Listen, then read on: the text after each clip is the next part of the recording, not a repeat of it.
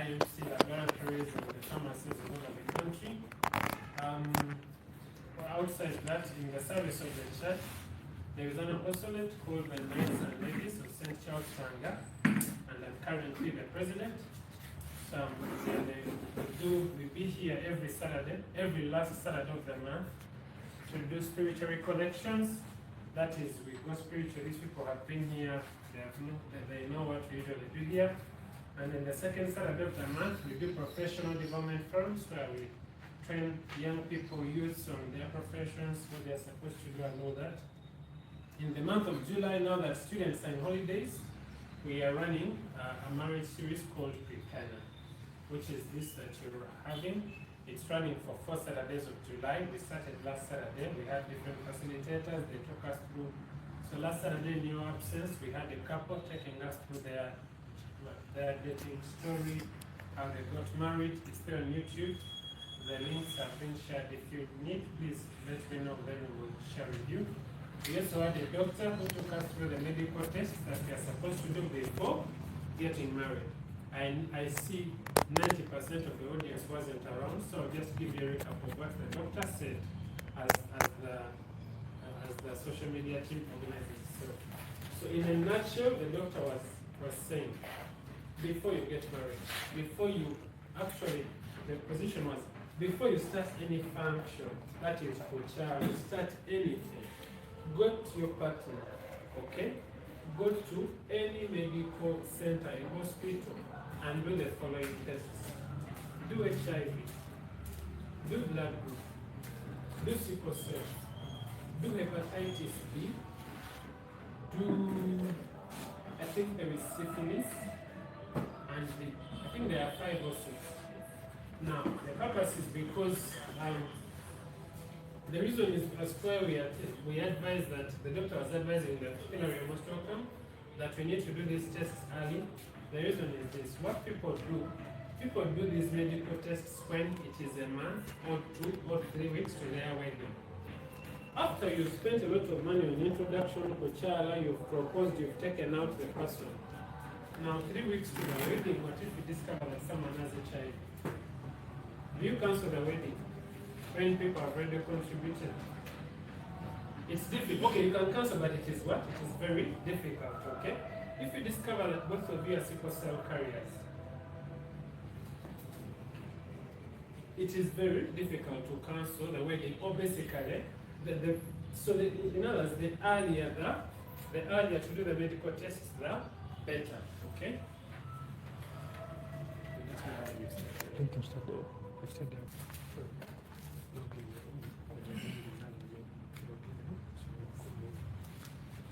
Yes, so the doctor, sorry guys, so the doctor was telling us that it's better you do these medical tests early, and early would be, the best position of early would be a year before your functions, okay?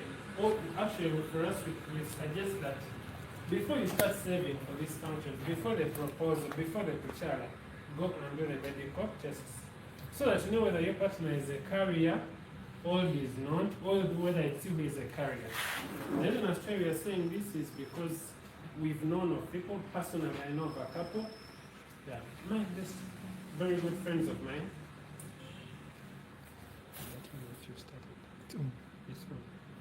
Okay. Yes, very good friends of mine who didn't, you know, those things of high school, you've gone for soch or prom, this is my prom date, then after that they kept up with the relationship.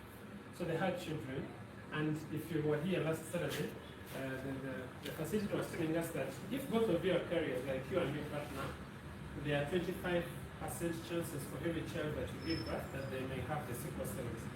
So 25% chances for every child, meaning each child has 25%, not that among all of your children, there is 25%. So this guy has, I think he has about 4 children, but of the 4, 1 happens to be a real God for sickle cells. And if I tell you the amount of money he has spent on medical, the bill is crazy. There was a time we used to spend about 130K per day. And that is when things have normalized. In bad times, he had to go to hospitals, pay surgeries, pay therapy, SWAT. And today as I talk, we are in India, and the bill is about 370 million shillings. 370 million Ugandan shillings. How many Ugandans can afford just even the 130K per day alone? I was also telling them, when you go on the YouTube channel, you'll find this stories there. We were speaking of, and this one is common knowledge. There is a headmaster of a school.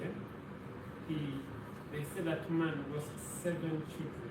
Do you know what it means to lose 7 of their children to sickle cells? Every child he gave birth to had sickle cells, and that means 700. The whole is so horrible. Just because of failing to do a test. Okay, and finally we concluded that if you go to any hospital in Zambia all around, all of those tests, they should be costing you about, per person, about 98,000 to 100,000. That is 25K AIDS or whatsoever. Some hospitals, AIDS and blood group is free. So if you find that AIDS and blood group is free, your cost will be about 66,000 to 70,000 per person. Okay, so please go and do these tests for your own good. But for those of you who are not yet there, the earlier you do the test, when you're there, please ensure that you do this test. Mary, this is going to go on copy. Otherwise, today we are going to go through. Today our topic we wanted to start with to do finances. Okay, so we are going to divide this session into two. The session of finances. We are going to talk of finances before we get married and finances after we get married. Okay? Now, there are assumptions to this. Whatever I'm going to say has assumptions. Okay? And these are the assumptions. They are not so many. I think there should be about 2. The first assumption is that all the wife works, all both of you do what? Is that clear? Now, that is the first assumption. Then the second assumption is that my money is our, I repeat, my money is what? Is our money. Yes, okay, and I'm going to give you a reason. Most especially for those of you who will attend next Saturday, you will find much more understanding in why my money becomes our money when we get to marriage. And the third assumption, because there are only 3, is that we will have to, we assume that we are going through continuous growth. And the reason why we assume that we go through continuous growth is that you are not born like that, isn't it? You are very little, then you grew, then you grew, then you grew. But as we grow, also our costs are what? Are growing. Costs will not sit and wait for you because they will also. So those are the 3 assumptions. For those of you who have pens, you can write them on your paper. Then we proceed. Okay? So, that's the thing.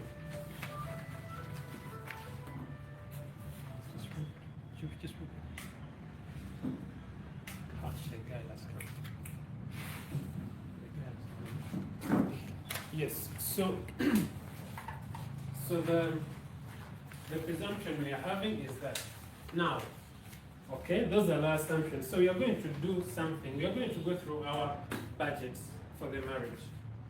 Okay, our budgets for the marriage. The things that you're supposed to look at, the things you're not supposed to forget.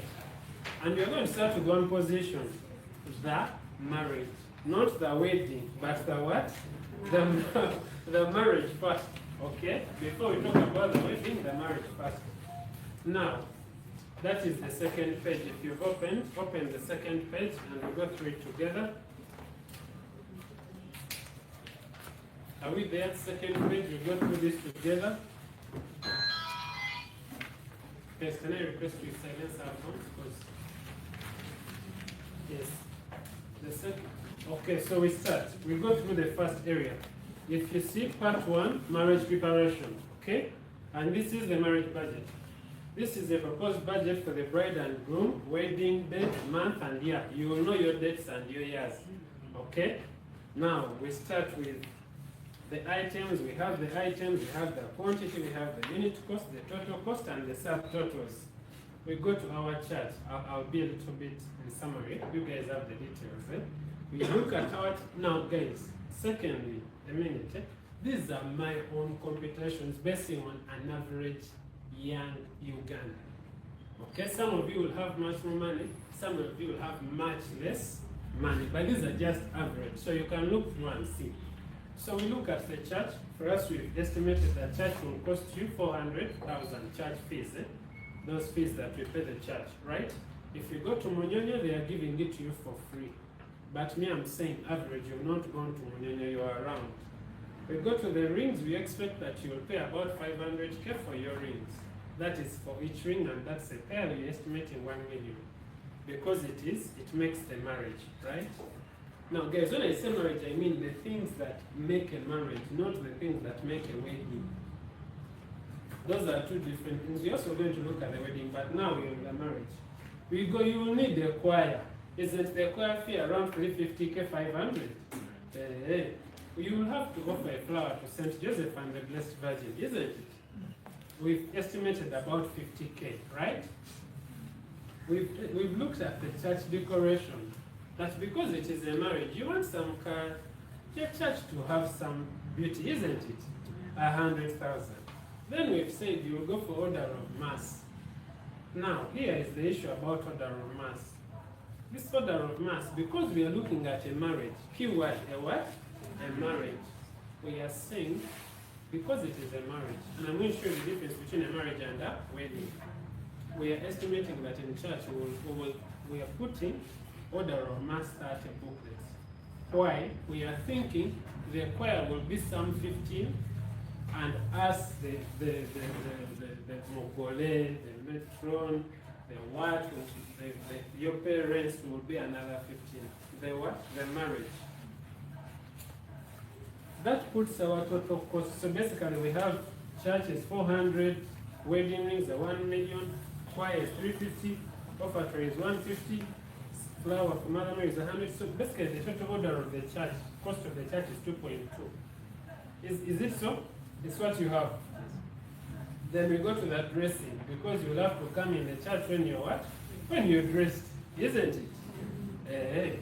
Bride and bride, your gown, your accessories, whatsoever, makeup, all of that, we've completed 1.5, which is still average, right? We go to the groom, we are saying your suit, your shoes, your socks, your belt, whatsoever, we are considering 1 million shillings, right? We are saying the maid of honor, the matron, we have estimated her dress to be about 350. We are talking of the best man, his suit at about 500. We are looking at your saloon, bride, groom, whatsoever. The saloon of the bride, we've estimated 300, and the saloon of the groom, we've estimated 100,000 shillings. Clear?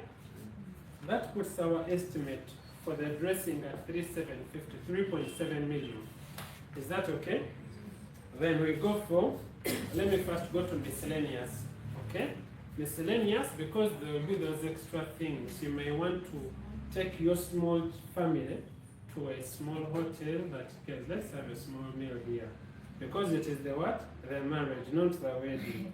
Because it is the marriage, you say, okay, take them to a place, remember they are about 30. If we estimate a plate at about 40K, that is about the 1 million that you're seeing on miscellaneous. Amen? That now, I want to skip honeymoon and go to it in detail. If you're looking at the next table down, it is honeymoon. Now honeymoon, I want to give some classes. Honeymoon, I'm looking at an average Uganda, right? We estimate that you'll spend a week at your honeymoon. 5 days. Clear? What I advise you, please take this advice. I've been there, I've moved to places here in the country. It's not advisable to go and say, let's say book Murchison Falls for 5 days or for 6 days. And the reason is because in Uganda here, those places have not been beautified that it will take you a week to enjoy all of that beauty. Within 2 days, you will have seen all of the beauty at Murchison Falls. So you're going to have all the other days, you've paid the fee, but there's nothing new in the place. So it's advisable, go and book Murchison Falls for 2 days, then probably go to another place for another 2 days. I've been to Kalangala, it is the same story. I assure you, if you go on a Sunday and you arrive there like Sunday evening, by Monday and Tuesday they will have taken you through all the Kalangala that exists from its beginning to its end. So by Wednesday you're going to be idle. By Wednesday you're going to be idle. So we advise you that you get your car money, put this place 2 days, then the other 2 days go to like another place. Clear? Another thing that we advise is when you're going for honeymoon, in good faith, guys, can you pick a place where you can have mass on Sunday? Because you're going to go to Dubai. Now in Dubai, where will you find Sunday mass? Honestly speaking, of course there is a church there, but it should be very many miles away. And in a place like Dubai, there will be like 2 Catholic churches in the whole country. So we suggest it's when you're going somewhere, when you're booking, you search around. So that when by Saturday, you know that Sunday is Mass and you will have to go and attend Mass. Is that clear? Now, honeymoon, another thing. So I think let's go through this. So I just put my son first just for a sec, but we can go. I'm assuming we will spend 5 nights there, okay? If we will spend 5 nights, I estimate around the country they will charge about 250K per room, okay? Per night, that is 1.2. We do transport, that is to and fro. I've estimated 300,000. Lunch, because you're 2 people and the days are 5, lunch I'm doing 10.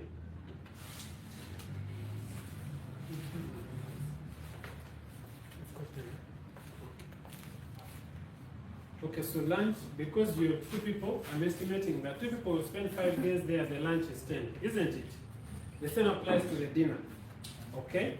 I'm estimating some miscellaneous. Now this one is key. This one that I'm going to say next is very, very key. And I know people forget it. And we were talking about it last Saturday. We just changed about it. Do you see the clothes you're putting on? Also, the clothes that you're putting on. Do you see let me use the couple we have here. Do you see the clothes he's putting on? Do you see the clothes she's putting on? Would you like to see those same clothes in honeymoon? Okay, that means honeymoon has its own clothing budget, isn't it? Honeymoon has its own clothing budget. Am I clear? Yeah. So you will have to do shopping for clothes of honeymoon. Now, I assure you, of course we say Center Tazamara, but when you reach there and you packed in some cash out that you've been you look at it and you're going to put it and say, let me put it aside. Now, what usually happens, because honeymoon you guys are running up and down, your clothes become dirty. Okay? So you'll end up like if you've had a morning session, you've been moving around the forest whatsoever, by lunch the clothes are dirty, you're throwing them off, you're showering, then you put on another set. If you're going to spend 5 days there and you take on the clothes for 5 days, by the 3rd day they'll all be dirty. And I'm not sure you're going to tell yourself what was there. You're not going to wash your clothes during the honeymoon. So what do I advise? We advise that when you're going for honeymoon, please pack 2 sets of clothes. Meaning if you're going for 5 days, okay, pack clothes for 10. Am I clear?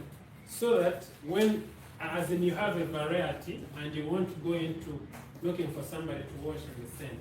And the same applies also to the shoes and all that. So if you look at that honeymoon budget, we are putting it at an estimate of 3.3. Clear? Okay. Now we get that 3.3 and we take it back to our marriage what? Our marriage budget. That puts our total marriage budget at 10.2 million shillings. Have we seen how you've arrived at the 10? Clear? I know people are here laughing because they are already comparing with what they have done. But guys, that is the issue of the marriage. Okay?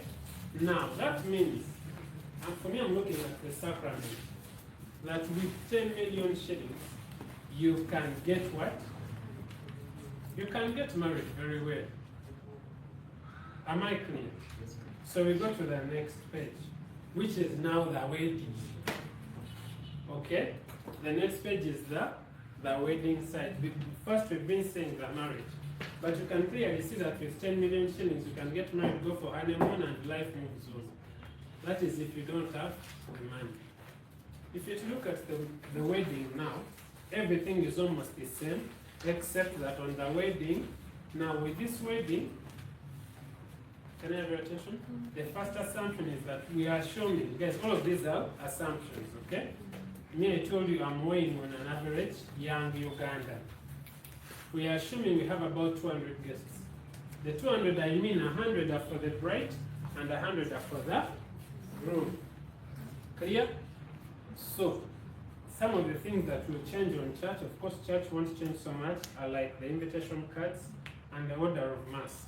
So those are the things that will change in quantity, but the rest will remain the same. When it comes to the dressing, one of the things that will change in the dressing is that now we have flower girls, because we are now looking at the wedding, not the marriage. Okay? I wish you attend next Saturday. There will be a session on all of this. I think the facilitator will take you through the flower girls and mention, but I can give a hint on that as we go through this. One of the things that I'd like to give, and some of you who have read the church, this information, you know, that pre-marriage should take place, how many people are needed, and I'm going to show you why they are not being included here. Pre-marriage should take place, we need the couple, that is husband plus wife, right? What else do we need? A marriage. Witnesses. What else? Thank you. An ordained minister. This is why if you've seen on your marriage budget, I didn't put flower girls and what, because they are not necessary on a marriage. One of the things we included there that's not necessary is breastman and matron, but because they have that little work they do for you. If you're going to take your vows, they will hold for you the vows. So we are just including it in because of the work they do, but for marriage to take place in the Catholic Church, they are not necessary. Also, for marriage to take place in the Catholic Church, a reception is not necessary. I'm talking of a marriage, not a wedding. That's why in your marriage budget there, we didn't include anything about reception. We only left for you 1 million shillings for miscellaneous. I'm talking of a marriage, not a wedding. That's why we have, you realize it, you're getting. So all of those things, we are talking of what is necessary. Husband and wife, that's the, if you look at your marriage budget, we have your clothes and whatsoever, your rings. We have the witnesses who in most cases, they don't need to be funded. And we have the ordained minister. That's why we put something like church fee, because we believe that that is all encompassed in there. Now if you have to go to the wedding, you will have, so the dressing and the church, we've already looked at it, the other side of the marriage. Now on the wedding, we are adding in things like reception, the food and whatsoever. Actually, for the marriage, we need the church, we need the dressing, and we need the honeymoon, okay? For the wedding, we are adding in reception and food. Those are the two things we add in, the two sections. If you look at your wedding, on reception, we are looking at a total of 21 million. And the breakdown of the 21 is there. We are saying that wedding cars, we will use like two, one for the wife, another for the husband. Assuming that your groomsmen and your brides whatsoever will use Fisher's car, will use Leonard's car. You have your birthdays, isn't it? So let's assume there we will use our birthdays cars. But for you, the wife and the husband, you will have to hire some nice Benz or some nice Range Rover.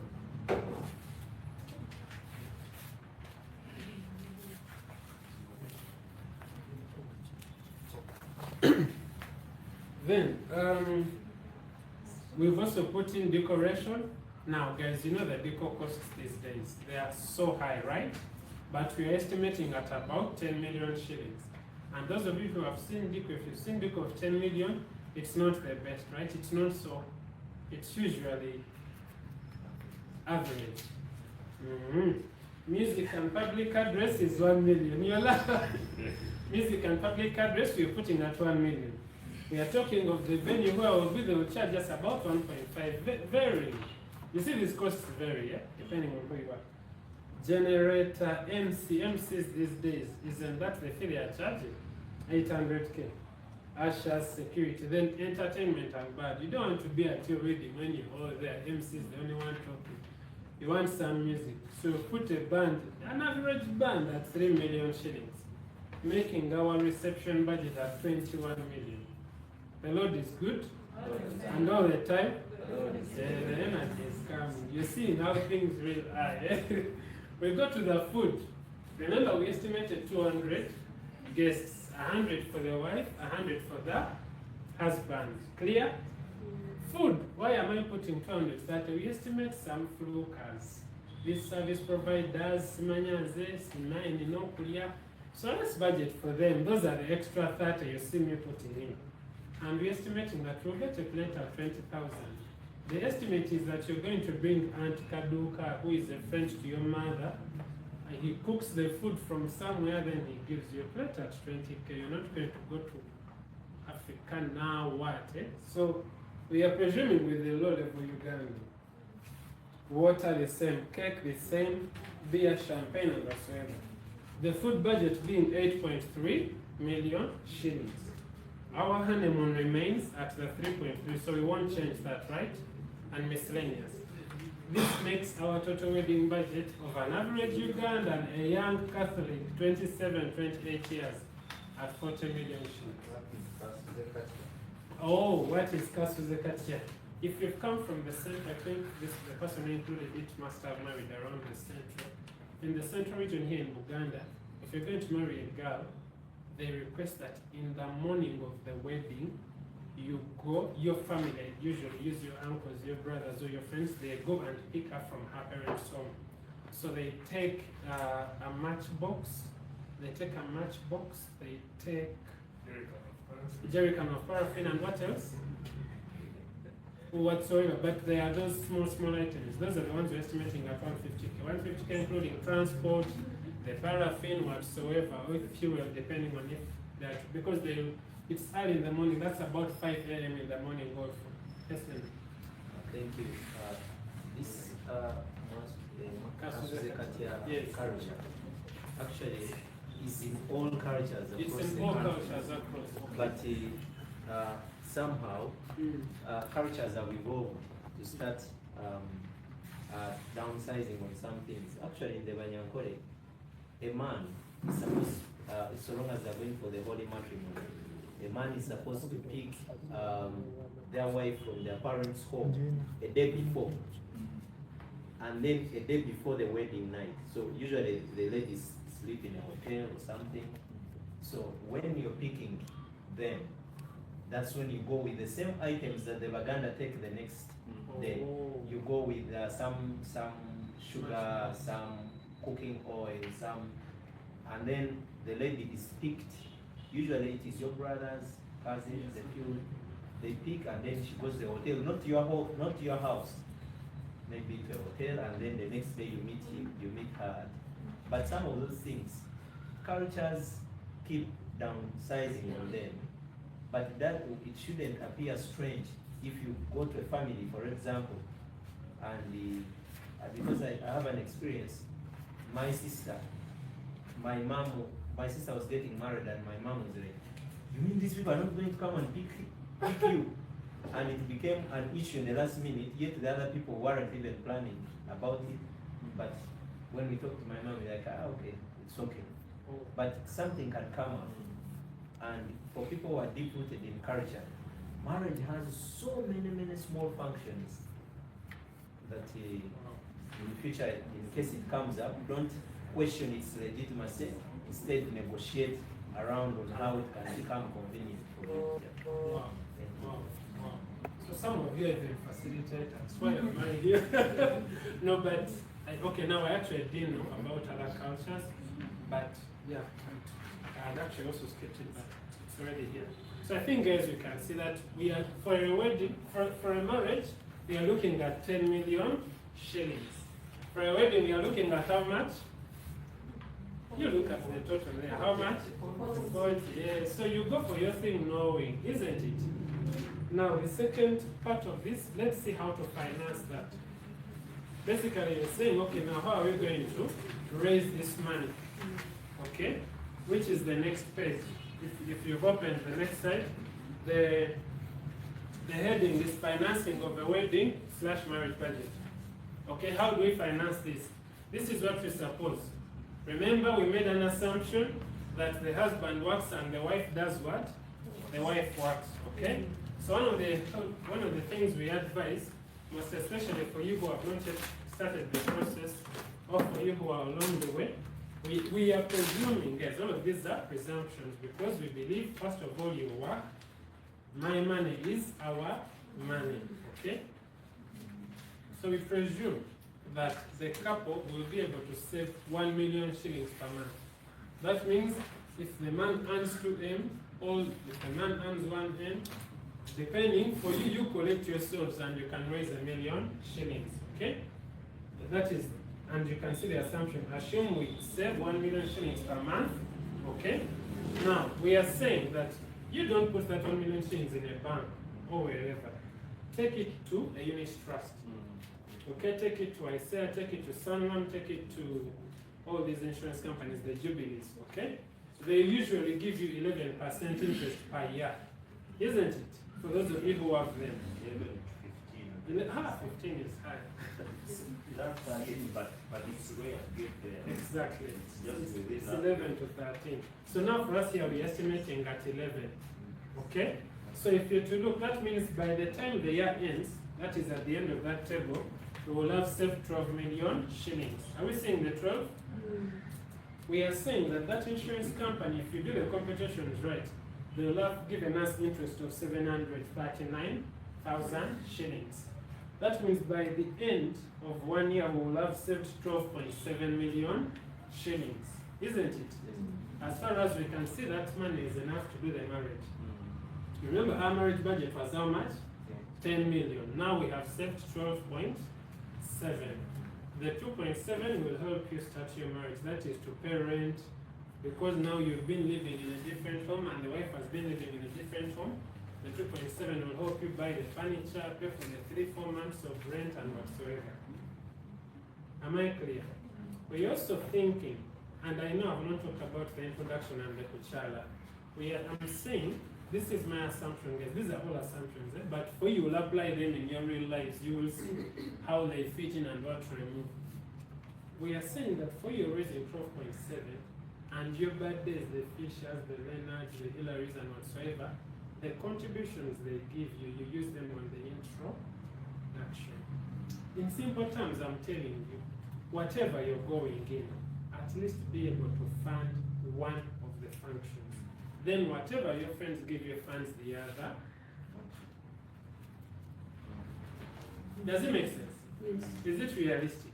Because in the end of the day, you're going to stress your friends, and not stress your friends, but you'll be stressing yourself. Because you're going to do a budget, let's say of 10 million, of the 10, guys, I mean, I'll talk these things. These things are on camera, they will see them and they say, Fisher talked about us.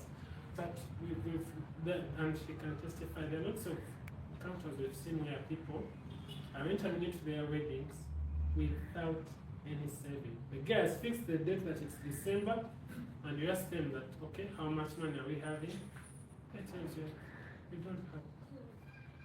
Actually, they tell you we are starting to save this month.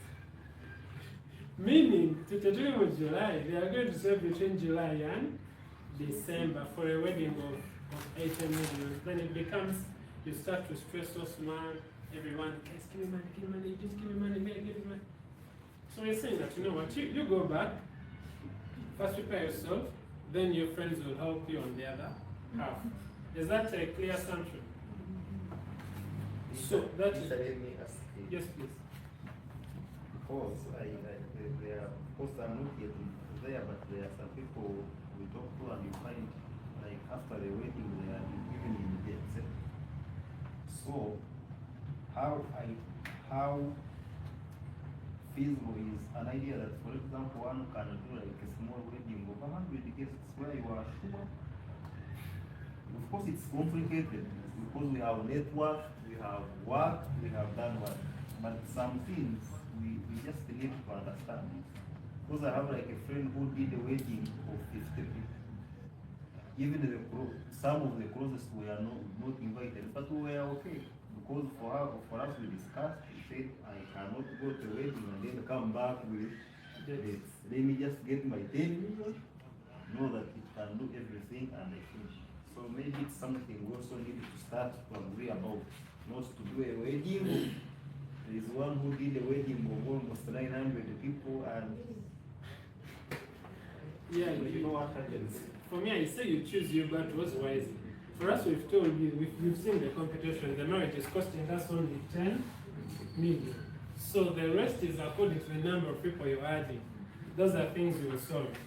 Now we are presuming that what if you're getting married in the minimum percentage? We want to try to see what if you're not saving 1 million, what if you're saving 1.5 million shillings a month, okay? That is the next table down. Assume we save 1.5 million, interest at 11%. You can clearly see by the time the year ends, you will have saved how much? How much will you have saved this month?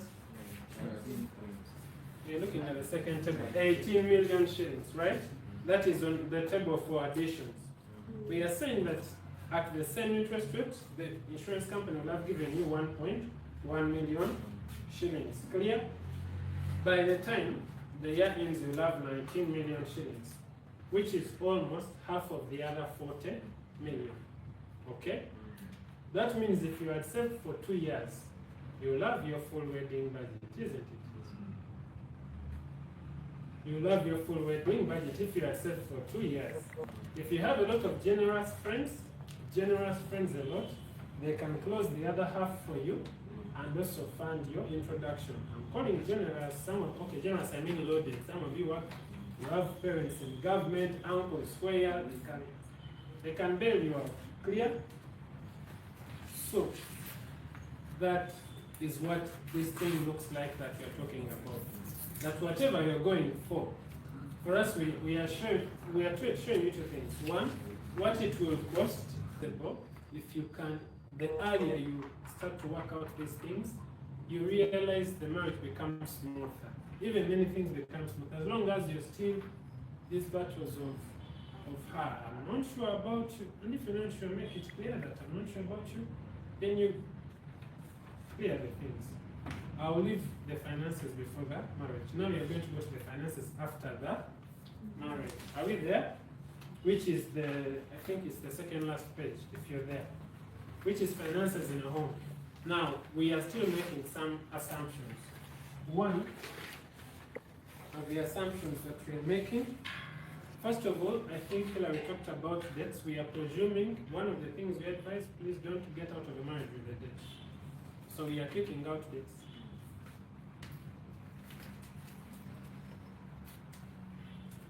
We are kicking out debts, okay? No getting debts. But of course there are some debts like 700k, 400, those ones are understandable. They are short notices. But these huge debts, please don't go in. I'll continue to say, ensure that your savings cover at least one of the functions, so that what people contribute for you can cover the balance, okay? Yes, now we're going into the marriage. Now you're married, you're like me, you have this ring. And it's on, and people are calling you Mogole, you're walking around town, you're the latest couple in town. Wow, I go. Then you go into the real thing.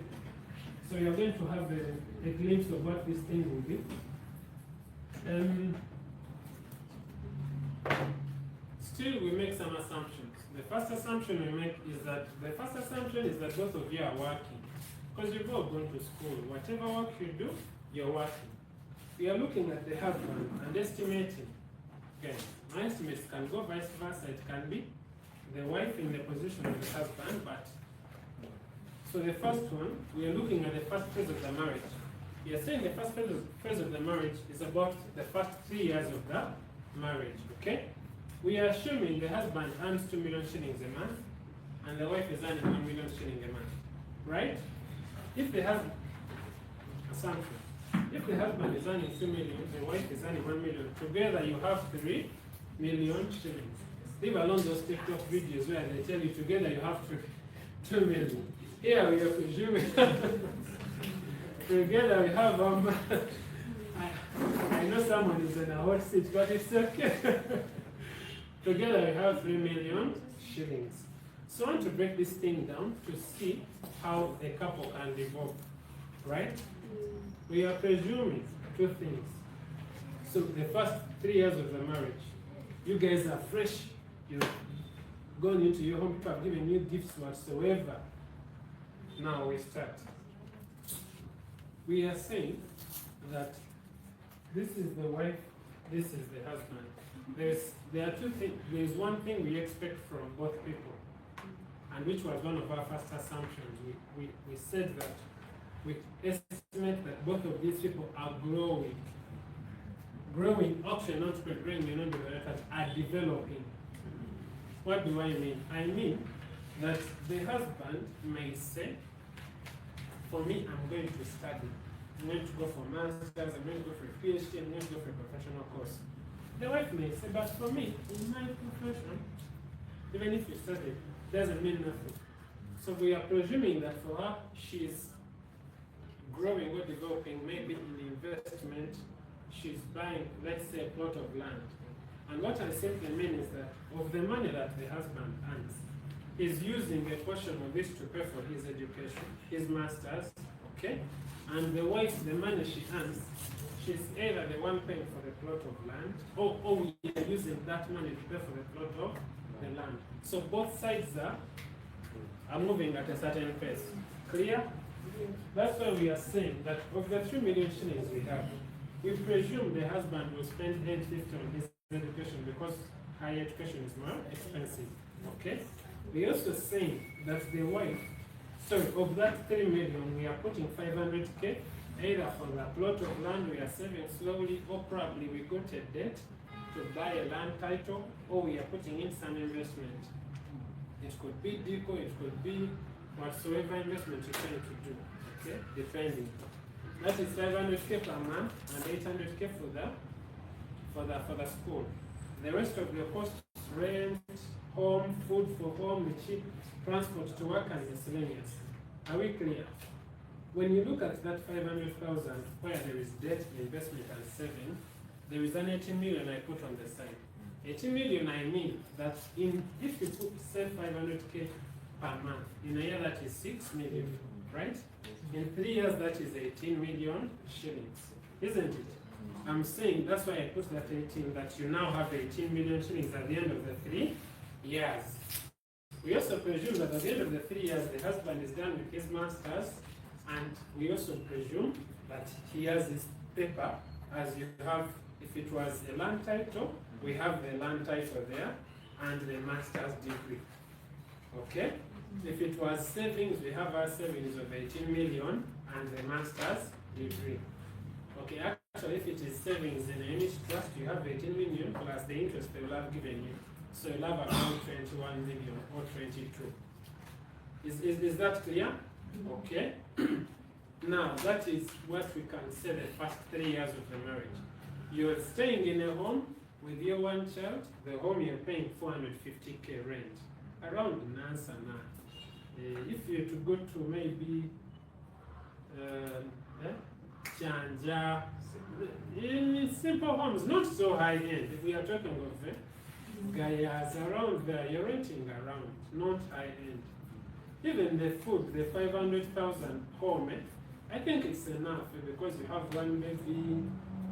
Understand, you're only eating supper and breakfast, lunch, you are at work.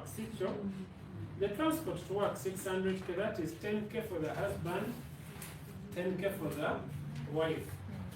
Is that clear? And miscellaneous, Justin's wedding, Fisher is also wedding, we have lost an uncle in the village, that is the 100k. You understand, to handle all these other issues. So for the first 3 years, that is the phase we're going through. Now, if you look at the next table, it says the second phase, which is the 7 years of the next marriage.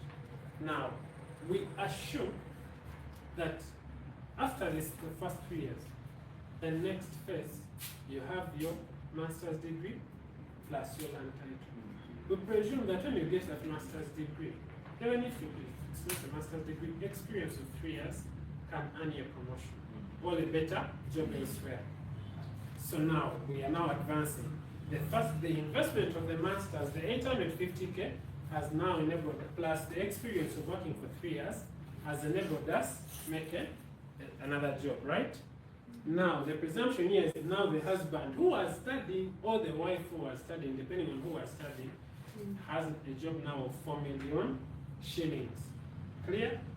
We are saying because the wife or the husband wasn't studying, for her she's just relying on experience, we presume that her promotion is not that high. That's why we are saying for her she's moving from 1 million to 1.5. Is that a good estimate? It's a good estimate. Eh? Good. So meaning the two of you now have 5.5 million shillings. Is that okay? Now this is why it works. But when the two of you now have 5.5, there, because you now have the child, I presume a second child is on the way. This is the time when some people, remember you have the land title. Now we can use the husband's salary because now he earns a big salary to get a housing loan or a mortgage loan of about, let's say, 100 million shillings. You get together.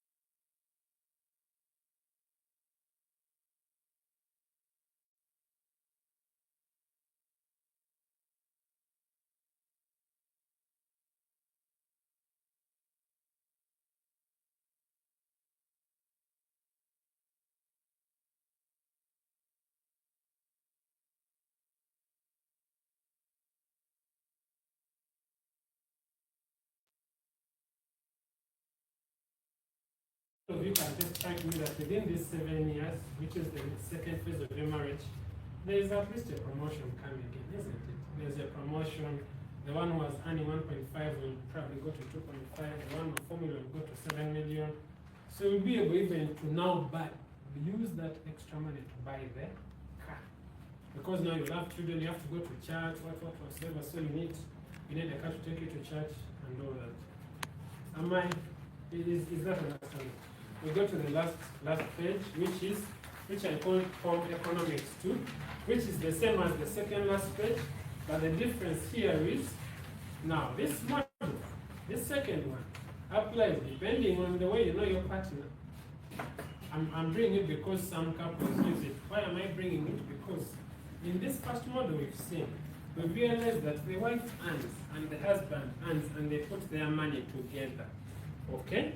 But experience has showed us, I want you to imagine, okay, I want you to imagine that you're in somewhere right now. They have fed you salary and you're probably with the baby. She's in the village with her mother, probably she went to see her mother, someone in the village passed on.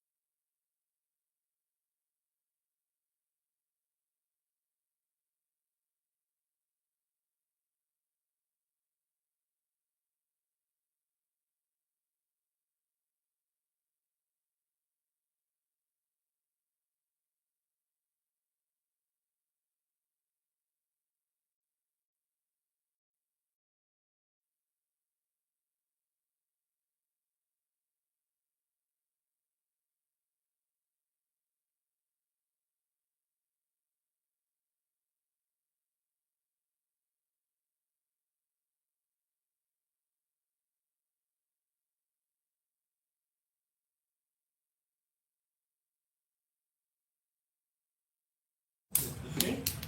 So, and then you can see that phase 2 of the marriage, now the husband, and so now in this scenario, we are taking option 1, okay?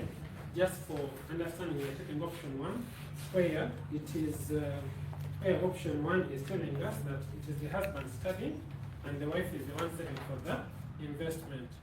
Okay? That is how we are going to phase 2, and we say now the husband earns 4M and the wife earns the 1.5, and we continue similar to what we shared on the previous.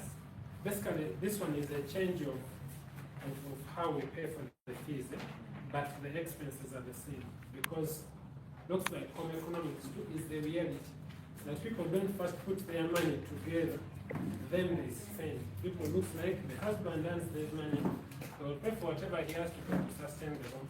Then also the wife also has her expenses. Now, what is the problem with that?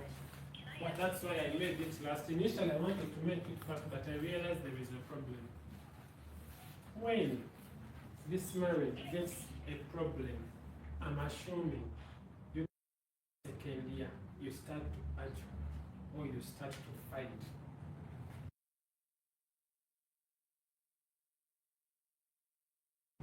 The one who has been paying for the land title will say, "Nekyapa kyange nze abadde akisasula." Because they have been the ones doing what? Depositing.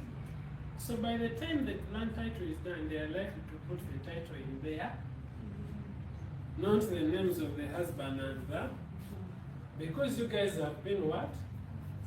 You started together, but along the way you started to fight. Then everyone starts to own their things they have been paying for. If it was the wife paying school fees, guys, I don't intend to attack women. I'm just giving an example. If it was the wife paying the school fees, and in the model we've done it, that me I'm paying these bills, the wife is paying school fees of the children, it is likely that some gender will say Zinaba and Zaba will. Simply because you fought, but in one sense you're both paying for the fees, just that you agreed your bills, her bills. And vice versa, that gender called the man, when they get some command, they can also do anything. They say, "Oh, your mukazi tasasula mero." There's always that fiction that comes out. So that's the problem with the issue of everyone pay your fees. But we presume that the Lord will prevail and that we will not have those issues. Otherwise, if all goes well, I think home economics too will do well. Okay, for me it works for me. For me personally, it's working for me, but it depends on what people think. Eh? Yeah, I will. One of the things I'd like to warn you is that, yes, as you look for money, guys, one thing I want to tell you, you have to know where you're heading. Those days you used to have your farm and you dig on the farm and you get that food and eat. It's now no longer possible. Everywhere there are industries, the soil is no longer fertile. There is no more subsistence. All of us, you're either going to do a job and they pay you, or you're going to do a business, and that business is what? Is the one bringing in money in the home. So meaning whether you want it or not, you will have to work and earn those two things. Sometimes you work, but you don't earn. Some people earn without working. There are those people there. You know those guys who do marriages of the inverse. They are earning money just to be in such a kind of a marriage. I hope you know what I'm talking about. The money that the LGBT are paying, just because you're LGBT. For us to presume, as long as you're here with us, we presume you work, and that's what brings you some money. Then the second thing that I'd like to warn is that as we've gone around, we've seen, and I'm saying it because I've seen it, is that whether you want, as you look for the money, one of the things we have seen that is coming is be sure upcountry is coming. Upcountry, I mean an upcountry marriage. I'm telling you, because you're going to, I'll assume, let me use them because they came as a couple and stay together. I assume you're both, let's assume they're both, one is a banker, another probably is works in an industry. The industry you're going to work in is going to have a location in Namran, okay, because it's an industrial park. So you'll have to rent around Namran, isn't it? She's a banker. The bank is going to send her to a branch in. No, but let's not say Kabale.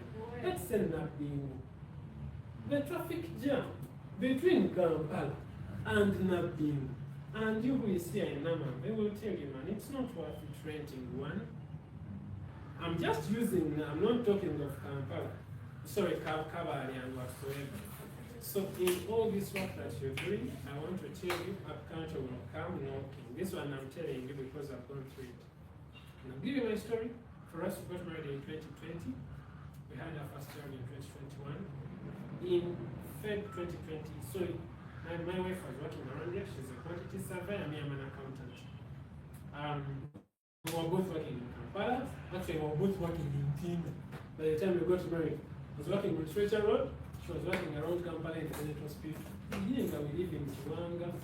After then, we shifted to Nigeria. Cambodia, Kebi. But work became tough. When work became tough, I can summarize 18 months into the marriage. She told me, there was this job in Masaka. Are you okay if I take it? I told her, you know what?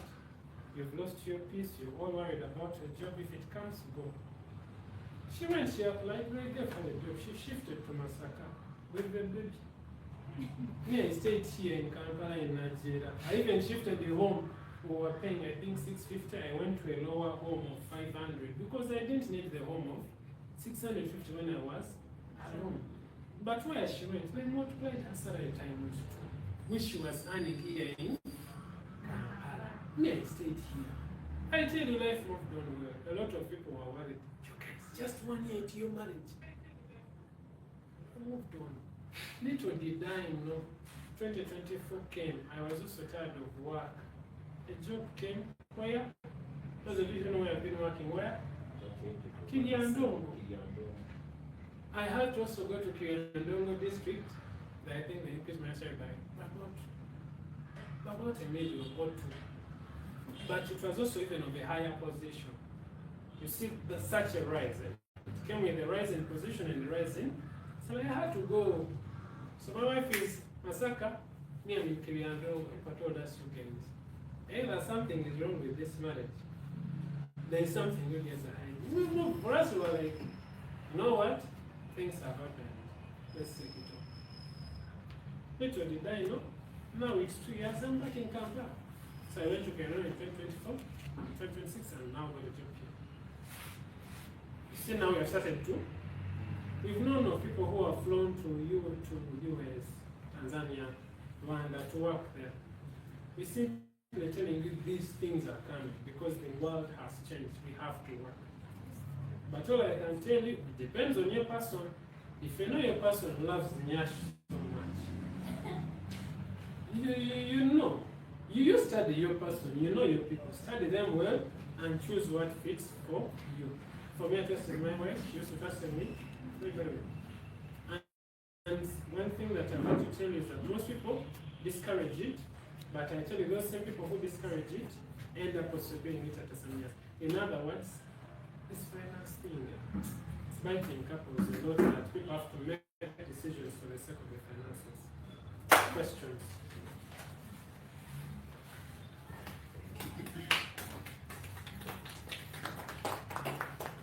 Questions? Questions, comments?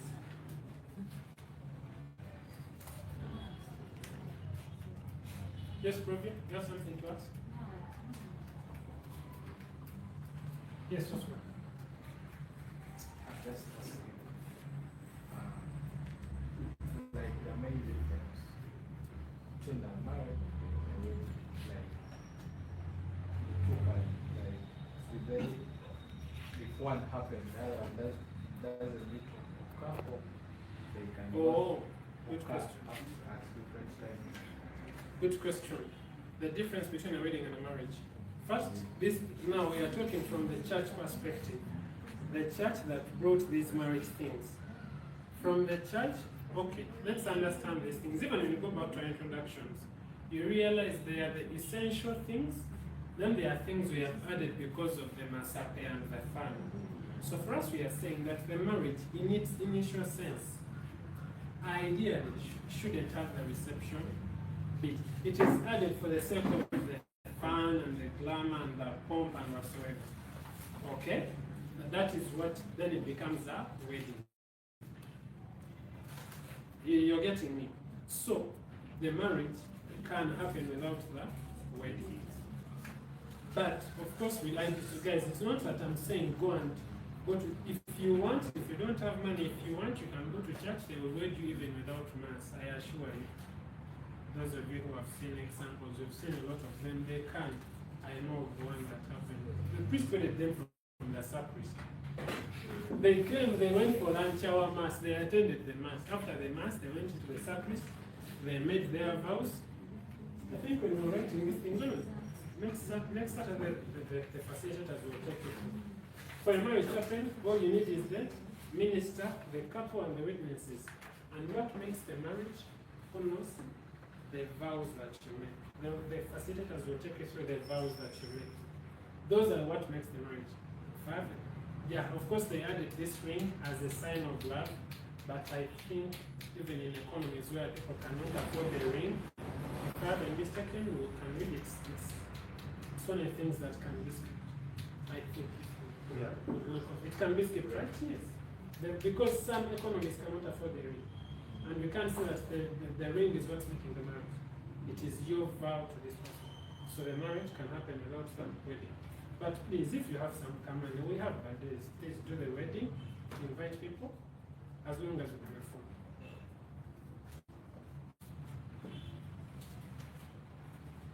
Affordability is the issue. Yeah? Don't lose your life. When you get zanyo and you kick out everyone, but also don't overstretch. Stephen, I see your banner. Maybe just to make a comment on this home economics,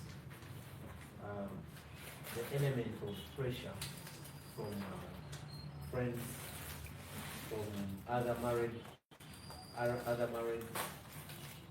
it is likely that as we are seated here, if you got married the next month, most likely you will invite someone from this group, most likely, depending on how you interacted. And maybe they later on get married 3 years down the road. But after they've gotten married, the economics seems to be doing faster than you who has been actually there for 3 years and all that. And somehow, maybe your wives meet and talk. No, this is going on. Yeah, we are just finished building our home. Yeah, we have a car. What stuff like that. And that pressure starts to mount on you as a couple. Usually it can start as a person, as an individual person in the marriage. Sometimes it can mount on both of you as a couple, and it can cause tremendous problems. I just want you to make a comment. I have opinions about this, but I would want you to make comments about the economics and the pressure that comes from seeing other couples seemingly progressing. And I'm using, you listen to that word, seemingly progressing. Because there's what you see, but there's also what is the reality somewhere. Yeah. Thank you. Wow, a good question. One of the things I can say is that first, guys, we need to learn to be satisfied.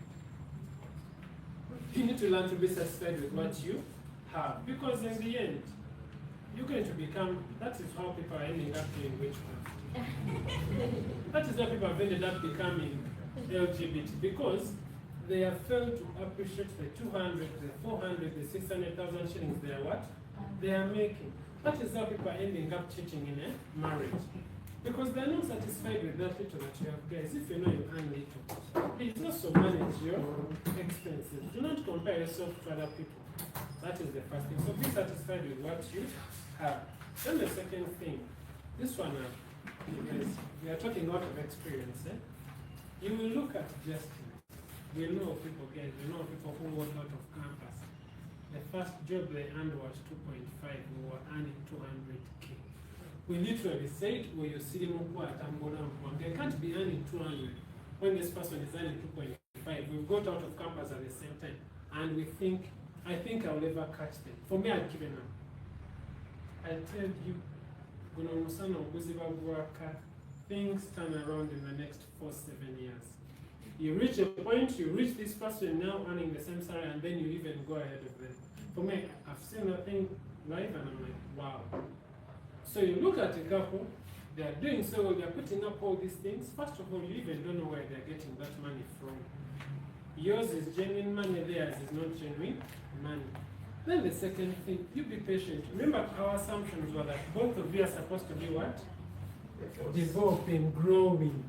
I assure you, if you keep growing and developing, all those people that you probably think you're competing with, at one point you reach them, you will surpass them. And finally, guys, can we drop the competitions? Drop the competitions, because you will lose your peace for nothing. If Fisher has more than Nivo, you have more than Fisher, it's okay. We are not in heaven is the what? Heaven is the goal. Yes, then. Maybe just a comment as well. Home economics has also an element of financial discipline. And in that instance, you know, financial discipline gets to a certain level where sometimes you think you have some money on you, and then you actually misbehave with the money. And then what happens is that it haunts you at a later stage. I can share a small experience since we are talking about this home economics. Just very small, and I don't know whether you find it interesting, but recently with my wife, I don't know, we were in the bedroom and somehow I said, but I have taken long without eating some pork. I feel like a person needs to eat pork. So we hatched a plan, let's get out of here and go and do what? What time and was eat that? pork. It was at around 8 p.m. Okay. So you can see that was around supper time. So as we were stepping out, the appetites were great. She got up, prepared herself so fast. Then together as we were heading out from the bedroom to the dining, then said, but now they have already prepared food. They used charcoal and gas. It means if we go and eat this pork, likely this food is going to be thrown. But we're not just looking at the food. This is the cost of food, the cost of charcoal. We are going to drive out and spend fuel. Actually, we talked about the fuel as well. We said, this fuel would have taken you somewhere to the next. I'm telling you, it may look as funny as it is, but the economics was we already have prepared food. That's where it started from. So if had we maybe thought about it before, we would have taken away all these economics. But that also comes from a point of understanding the state you are within at that time. So if a 50K matters now, and then you get an urge for pork and you cannot push it, then even when you get an urge for spending a 1 million at some point, you will not hold back. So discipline starts within time of you realizing that, you know, now this 50K is what is precious. Otherwise, that's what I wanted to share in terms of financial discipline. Wow. We can clearly see the ideas and we are now starting to burn up, okay? Guys, I think that I'll close my session at that. Oh, there is a question? Yes, Daniel. Okay, what if you imagine this couple, maybe you meet, you find your partner already has some things, Like assets, like land? maybe business, Okay. and you've not been involved, Okay. you've developed it, and maybe you come together, maybe I see home economics one. Yes. You come, you save. What if you agree that, okay, now for me what I had, maybe this is a medical center, it's but now now that you come, you're going to be saving for something new, land. But please don't come with my what? Please don't tamper with my business. Yes. My business. Yes.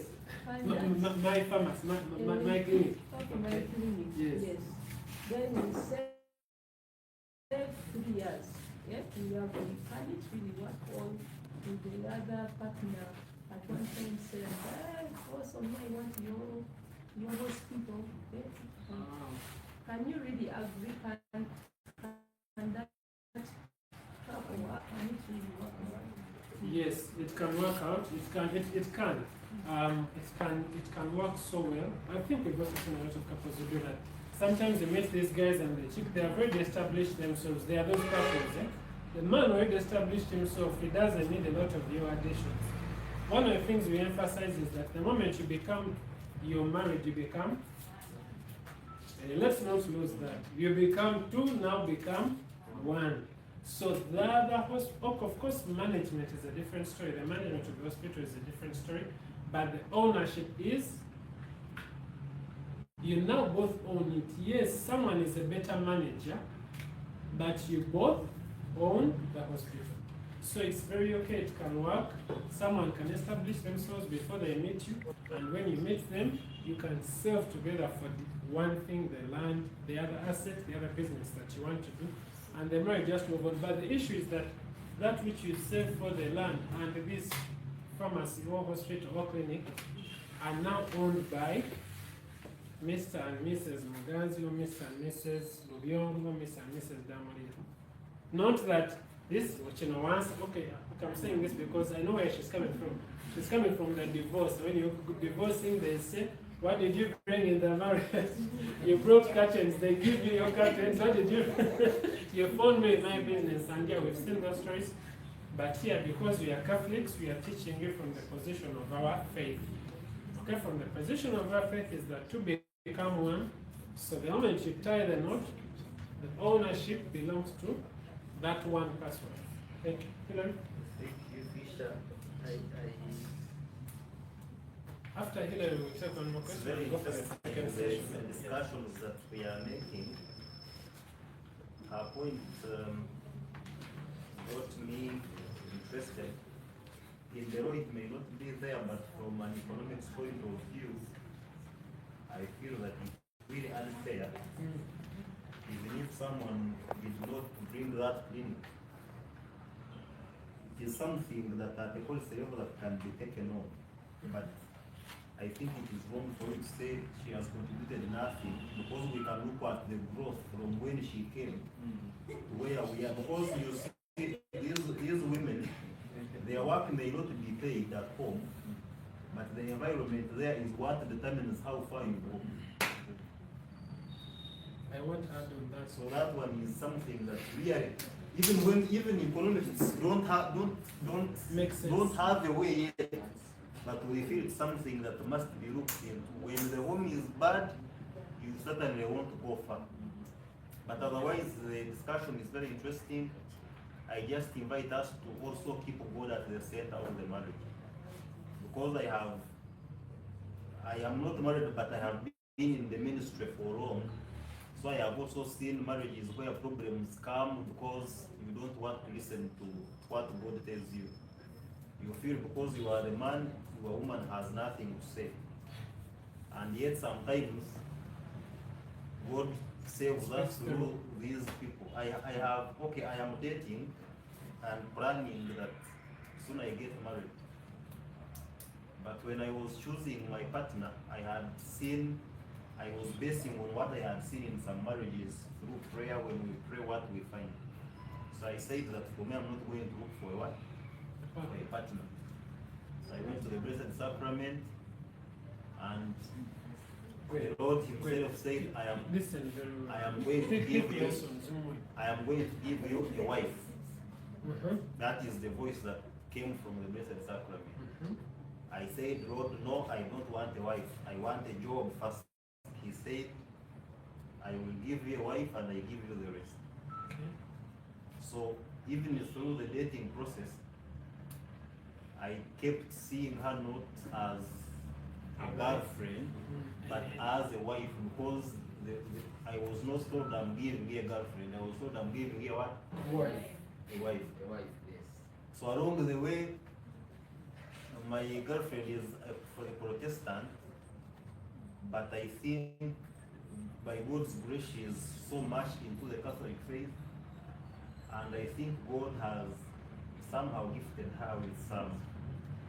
So there are some times when we had said no, enough is enough, I no longer want. But what was the issue? The issue was, for her, she was telling me, this is a problem. I could acknowledge that it was a problem, but I felt too proud to accept that it should come From- from woman. Because I was Biased. already going through the problem, and I knew it was a problem. I wanted to get out of it, but I had no way. Now for her, when she told me, I refused. So when we were from Chivio,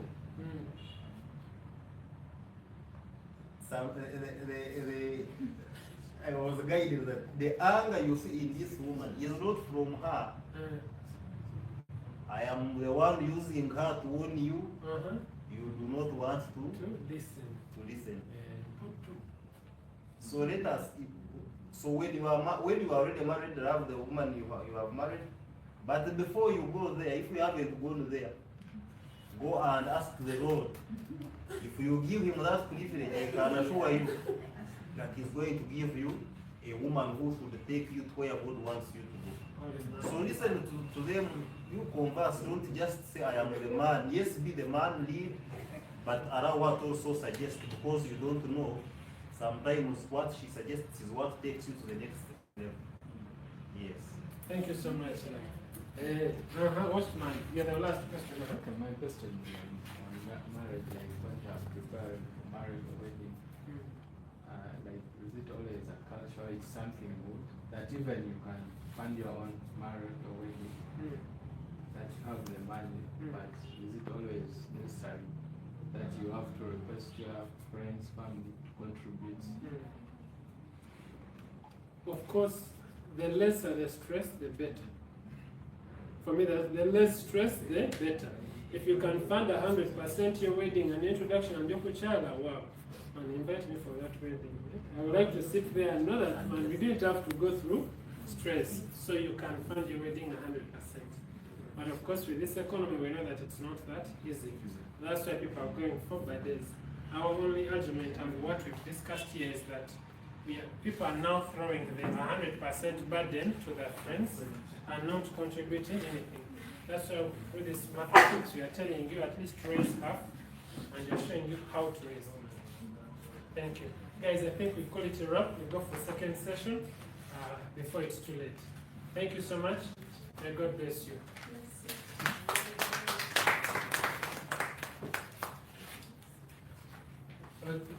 Yes, our second session, I would like to introduce the facilitators that are coming on. We are going to go into what we call, okay, let me not say what we are having, but our facilitators are a married couple. They got married, I think, a year after I did, but we've kept together for quite a long while and we've learned a lot from each other. They've been praying for us, we've been praying for them. Sometimes they lend me money, but I never pay. They lend me some money, but I never pay. I just keep adding up the debts. I'll pay one time. Very soon I'll be paying. But they've been very good friends of mine. And ladies and gentlemen, let's put our hands together for Mr. and Mrs. Tunam Bishop. Please, Leonard and Pamela, the floor is yours. I'll let you drive this thing the way you want. I'm sure there's a lot you have for us in store, and we hope that we can enjoy this session. Thank you so much. May God bless you. Thank you.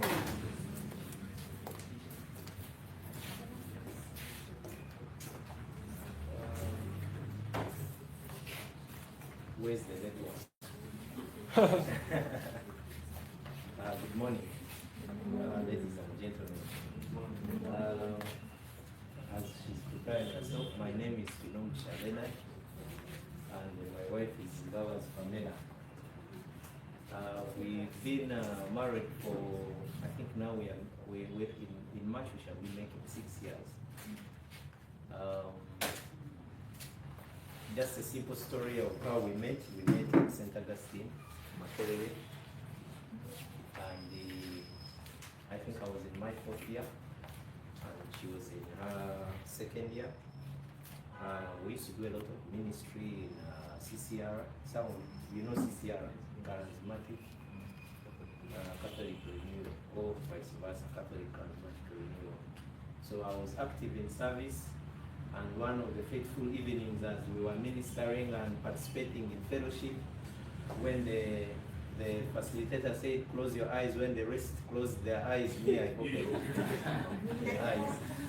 And she was somewhere closing her eyes praying. So, and Why am I telling you this? There's a story that I have always heard from my dad. She always asks the question, is there a market for food? Yes. Is there a place where you can go for treatment? Yes. Is there a place, all other services in this world, they have places where you can locate them. You want food, you know where to go. You want, let's say you want a wife,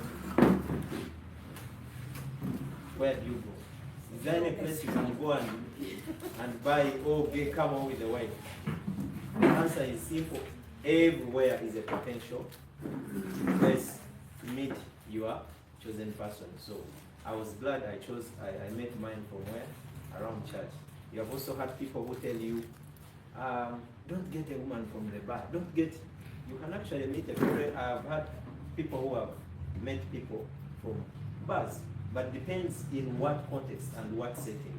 Because the bar may be just the first meeting point, but then the rest, what they mean when they say don't meet people in bad places is in what context. Where did you find yourself in that bad place?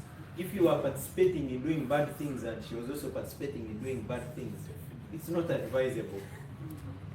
So, but you can meet in a bar, you can meet in any kind of place. So, for people who are still searching, every place is a what? Is a potential place. You want to say something before? We are going to have closed sessions. I'm going to meet the men alone first. That's how we are going to conduct this. And then she will meet the ladies first for about 30 minutes. And then we shall merge and then share experiences together. Yeah, that is, yeah, but you can reintroduce yourself. Thank you. My name is Mother Pamela. My husband introduced me. And then I'm really, really very excited to see that some people here actually know me from where I come from. I come from Kisoro district, and I see one of the guys is here. So I was really excited when he greeted me and told me, yeah, I know you know. So I'm really excited for this session that we are going to have independently. I don't want to preempt what we are going to really talk about, because I think there are some things that we need to talk as my ladies, yes, so that we are free to talk about, exhaust everything that we think, and then the gentlemen will also have him to take them through, then we can merge together, because like the last speaker said, marriage, when you get married you become what? One. So we still have to come back together and merge everything, because one works with the other. Yeah? So thank you so much. I think let's dive into it. Yeah. The men, you want to go out? Men go out, enjoy. Oh, all right. The men can you and the Fresh air. yeah. So we can use at least 40 minutes for the closed session, then we'll come back and wind up. Thank you. I hope you find this exciting. Do you think we should just take one?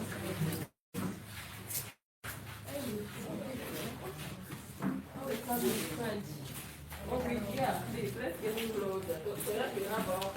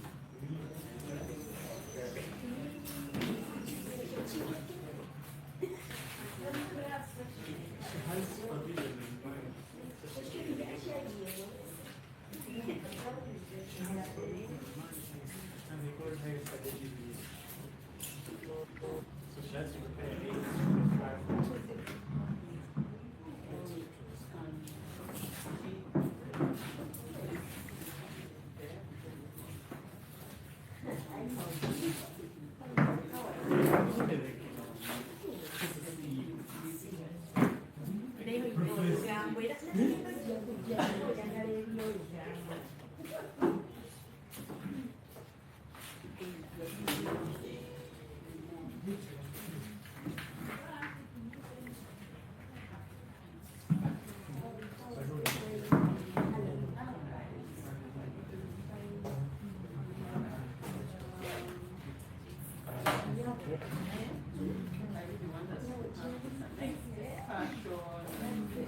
don't you do a sample? Fisha fuluma. No. Yangu nawe fuluma.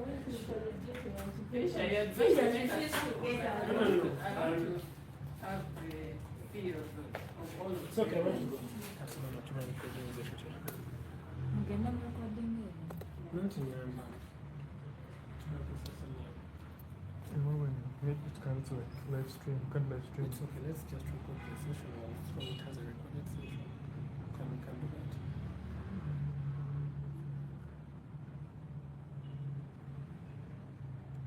So who is paying for the camera? Kumbe you guys wamenya. But are you okay with him recording you? Yeah. Okay, so let me take this the other side.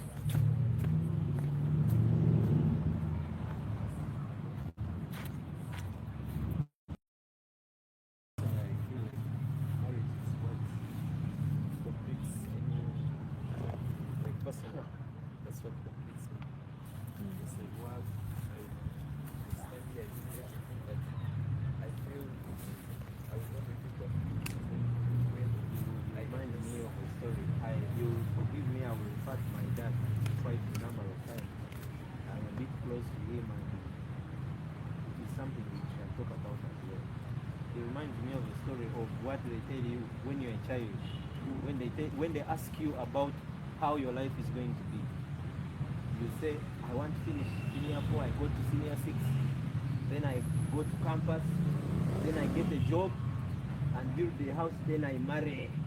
The feeling of then I marry always sounds ultimate, especially when you're young. Ushwere, for those who understand me, they use the word ushwere. Like when I finish my house and when I've got a good job, then I will marry. And it's the kind of fulfillment that comes with when I marry. Marriage feels like you said, feels like the end of every problem in life. Yeah, let's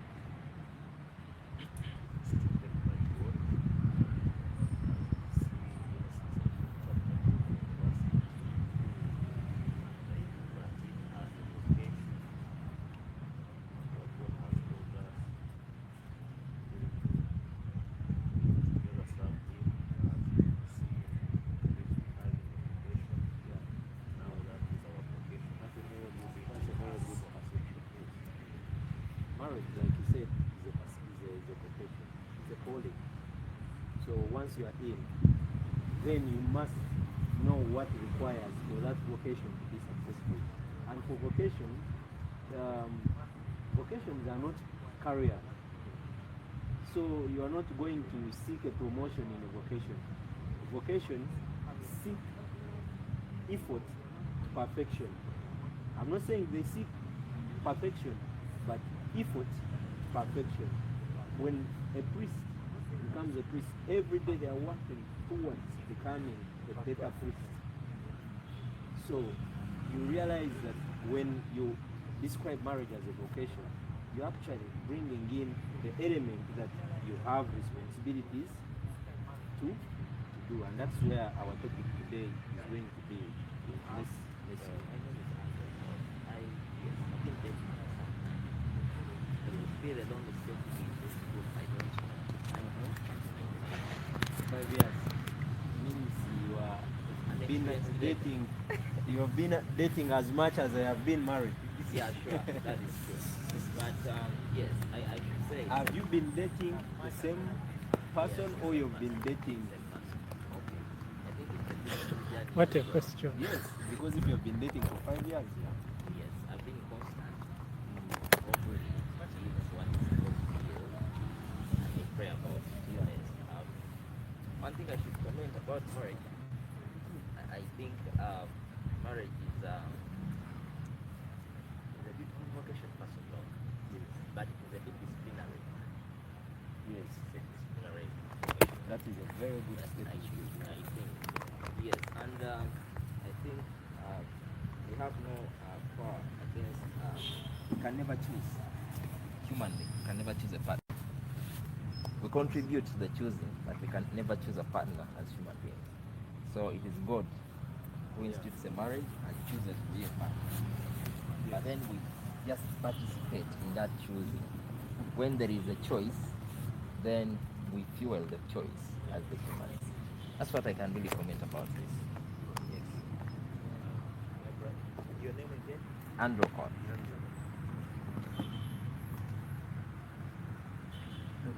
Good afternoon. My name is Stephen Oligo. Both from China.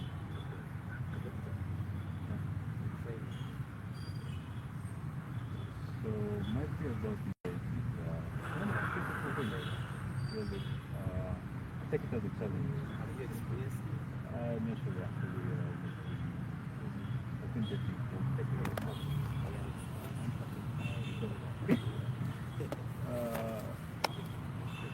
I find marriage as a challenge, really. I guess it's a vocation, a challenge as well to live beyond ourselves.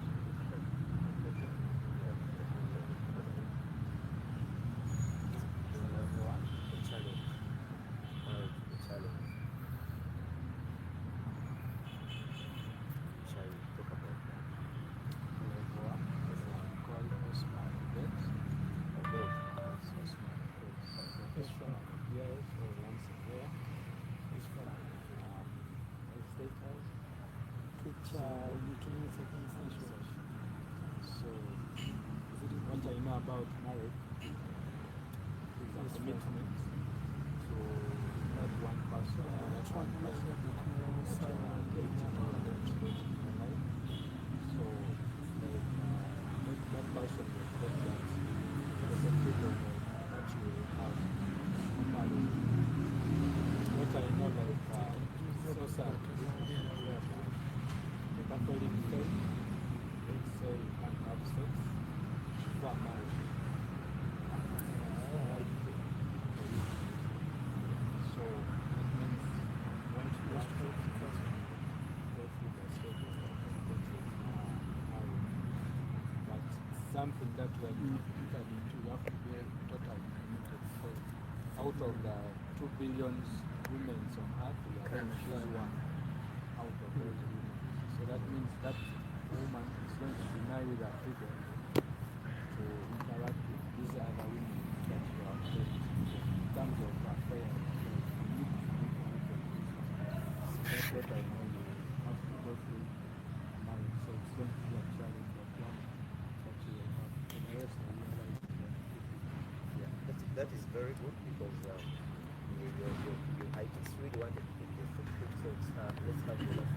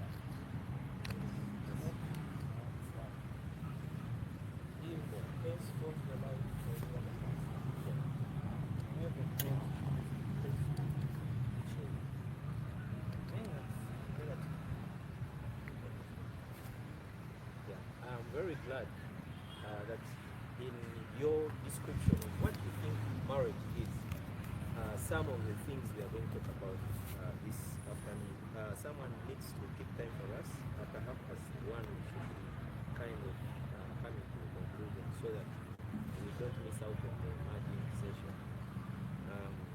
So today we are going to talk about the husband, his role and responsibilities. His roles and responsibilities.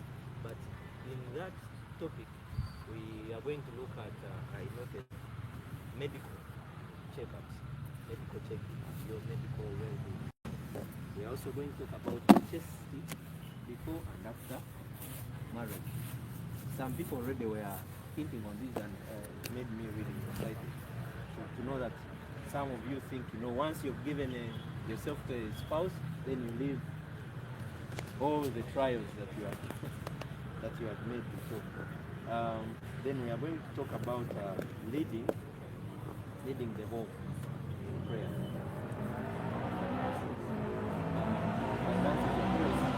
We have had quite a good portion, so we are going to. We are also going to talk about personal growth. Then we are going to conclude with conflict resolution. But before that, there's a link I want to share with you that we shall use for our exercise. It's a small YouTube video that I will share with you.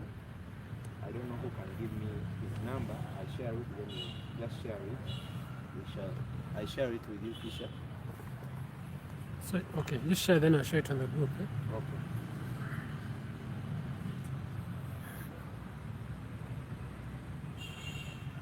But it's not your time to preview it. I just wanted to share it in time so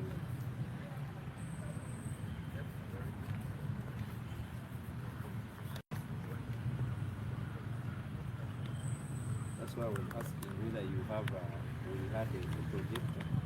So I needed to get some things Sorry. we shall always work within our means, just like marriage. So right away,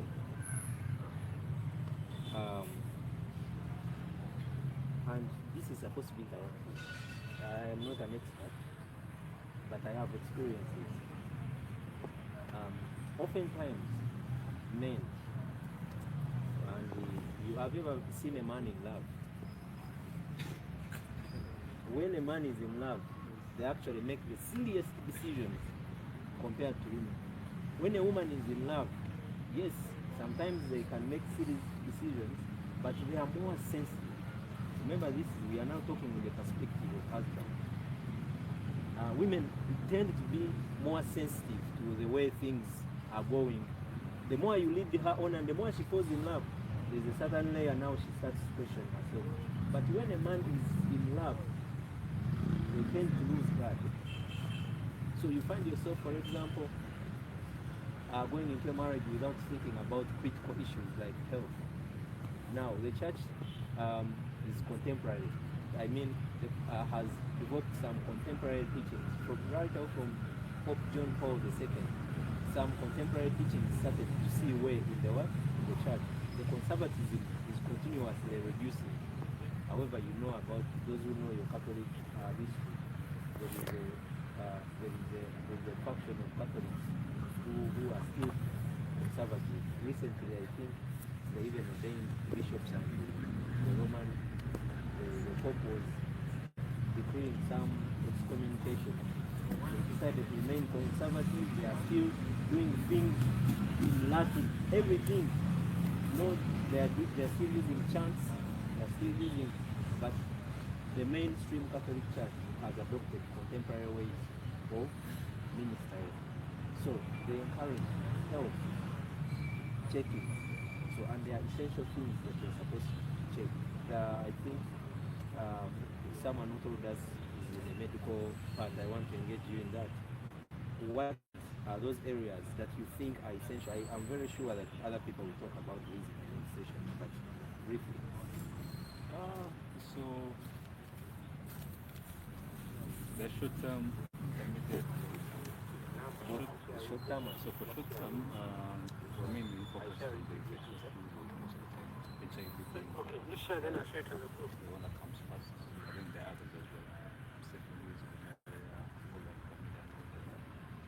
And then for the intermediate and long term, especially for those who want to go, who want to engage in a long-term relationship, that is going to Yeah, we are talking about long, forever relationship, that's going marriage. to lead into having kids and all. Yeah. It's very important to find out blood compatibility or not. Because let's give an example. You might be, for example, blood group O, and then there is that extra factor called the rhesus factor. If you're O positive, Yeah. and the lady is probably any other blood group that's lacking that factor. What happens is that the patient she's going to bear is going to have that factor, and during the process of birth, that factor is going to trigger an immune reaction from the lady. Causing either miscarriages or very complicated. For the first birth, it will slide. But the ones that will come after that, trust me, the lady is going to have complications. Yes. Especially with miscarriages and all. So it's important to know your blood groups for that. These are very important for monitors. As they're doing it as their own thing before you can. Is the sickle cell. You have to find out whether you have the trait or not for your sickle cell status. That's the map. So, thank you. Now, that is Stephen telling you, and from an expert point of view, it is good for us. So many times, couples get into marriage without this. The best they do is HIV. Then when they start getting problems is when they start running back.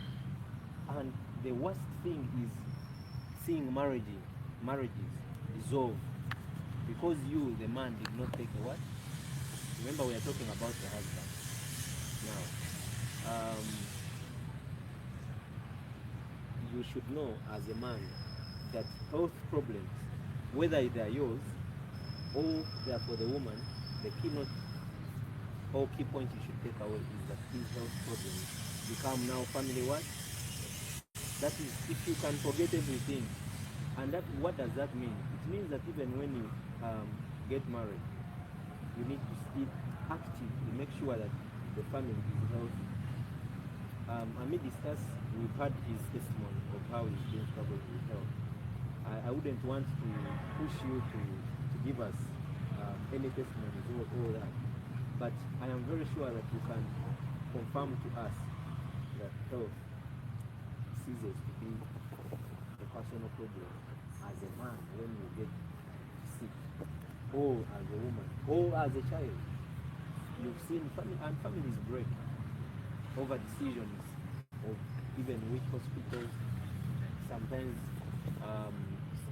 traditional believers start telling you you are bewitched, or and you can imagine if you're getting married, the church usually asks when you're going to get married, what is your intention of getting married? That's one of the questions the priests ask when you make a registration in the church. So what would be why would you want to get married?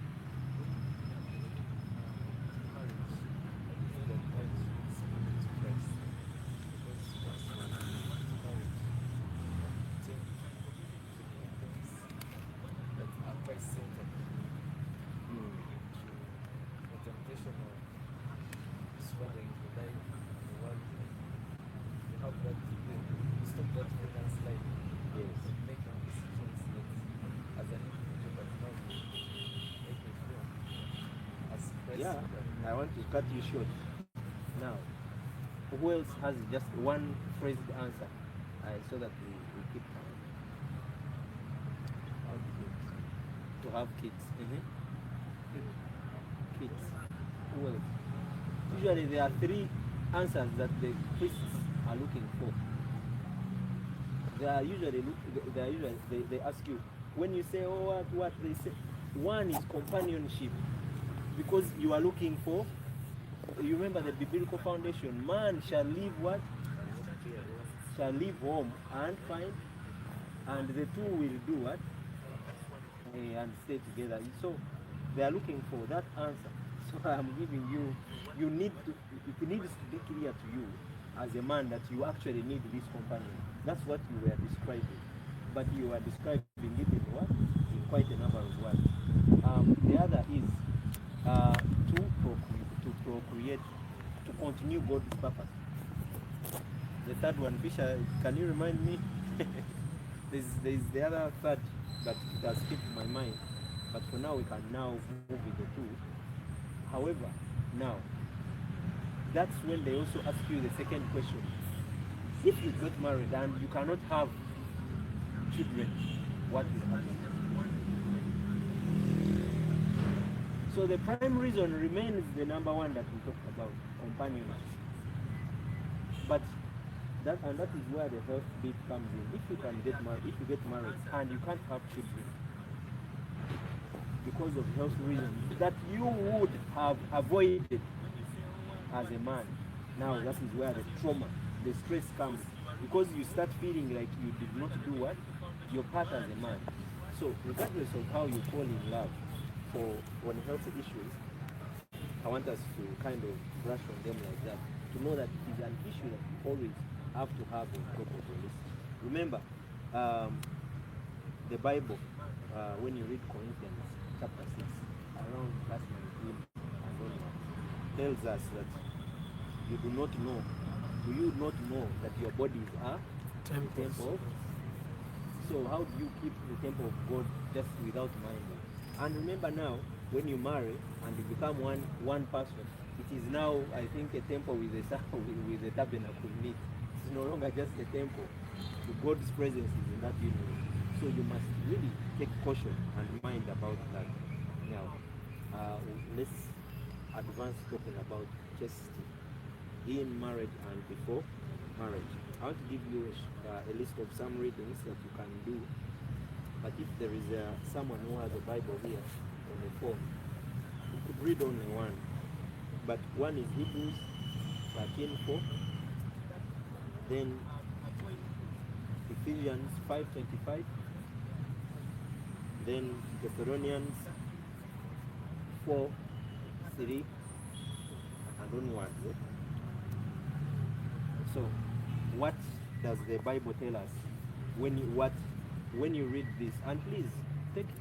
It's a Saturday or anytime when you go back, please read them and get to ground yourself. So by the time that you are here, it means you're interested. And it is this interest, by the way, that you need to hold. Keep this candle burning once you enter the marriage. So there is an element of respect for boundaries. There is an element of protecting purity. There is an element of building friendship before physical action. And this is where it becomes hard this is where the church doesn't advise you to date for 3, 4, 5 years. Because how are you going to maintain purity when you're dating for 3, 5 years? It becomes a very difficult situation. I don't want to give you my personal experience. I dated for 3 years. But the truth is that I was able to do it. I was able to remain pure, but it was extremely a contestation. Because he is your girlfriend with all her blessed physicals, and she comes and you are just alone.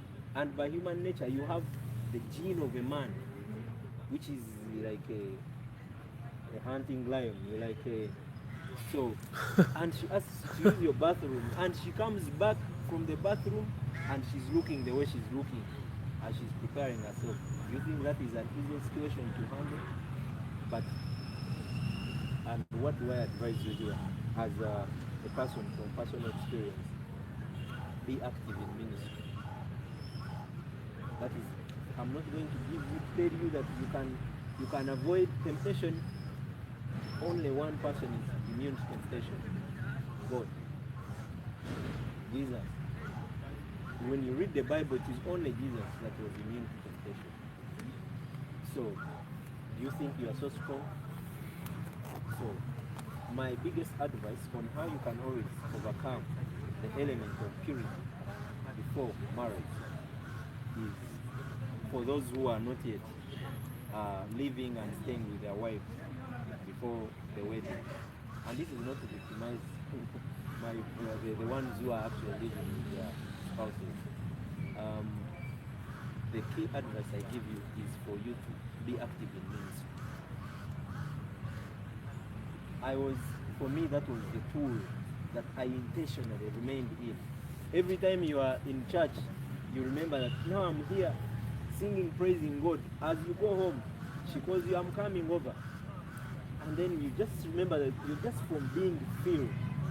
That can give you leeway for that one night. Are you getting me? The next night, before a week goes on and maybe she has visited and gone, and you are actively involved, trust me, it is going to be a very big difference. For me, it was a very big difference. And you will meet people telling you so many things, avoid them, don't be in closed space, sit in open spaces. No, but you are now adults who are actually in places where you can have, where you have actually invested in your privacy, where you actually want to test if this person actually loves you. that temptation always there. You want to see, because very many guys think, attach self-giving in terms of physical body as a way of love. But you forget that this girl that you're dating also has human feelings. So she can actually give herself to you as a way of satisfying her lustful feeling over you. Not because that she loves you. So if you love each other, you are supposed to work together toward resisting the temptation of using yourself. Now, that is the key takeaway in this element. Now, if you know you love someone, you should love them to the point where you cannot accept you to do what? To use them. That is the key word. Don't use your girlfriend. It may be difficult because you can be dating and things don't go away, so you go the right way. So imagine if every dating they are using something, or they are using you. Once you get married, when you have very deep wounds, and today we are not talking about the soul ties and what, So you can imagine what you have to deal with. So then, importantly, chastity after marriage. People talk about faithfulness, talk about self-control, talk about respect. I want to emphasize talking about and controlling the kind of content you consume as a man. You know that there are men who are addicted to pornography. As a man, as you're scrolling Twitter, a woman with nyash comes up and you take more time. Now, what happens, now I am a media expert. I did my degree as material in media and journalism. I did a master's again at Macquarie. I did a media literacy certificate from the University of Oslo in Norway. Oslo Metropolitan in Norway. And somehow I have interacted with what consumption of digital content means. Now I've realized that is through my personal observation that most marriages and most men are consuming pornography without actually realizing that they are consuming what? Pornography. Leave alone the nudes and the sex videos that do what? That lead. I am talking about, those ones are obvious. I am talking about self-exposure, pornographic content that you do not intend, that you think you are just, something pops up and then you accept yourself to watch it to the end. But because you think, you do not actively look for pornographic content, you think that you are not watching what? Pornography. And I believe that if we examined ourselves, you'd find that such a thing has happened to you, has happened to all of us. So what am I telling you today as a way of keeping yourself pure during the marriage is that when these videos post, do not give it time. And if you're good at IT, there are cookies you can control your phone, your devices, your laptops, you go and eliminate the cookies that that cause you to be in that echo chamber.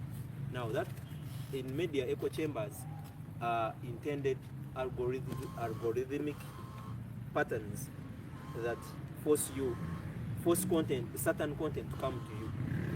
But how do they come about? They come about because of the way you navigate your phone.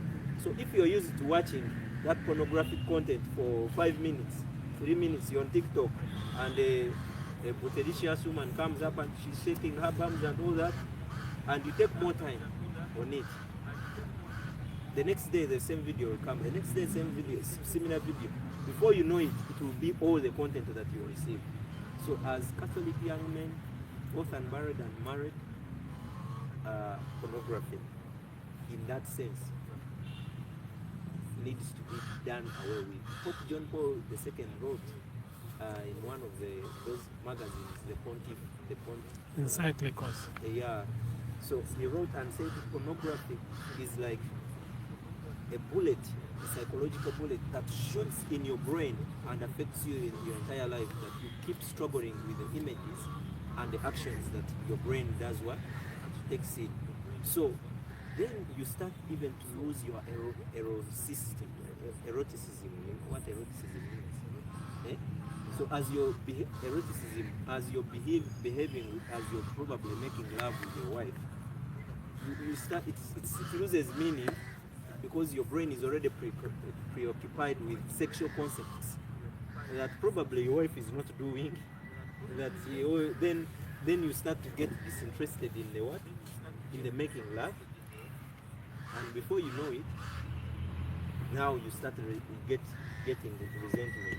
The more you keep yourself away from pornography, the more even the sex life is going to be better in your marriage. So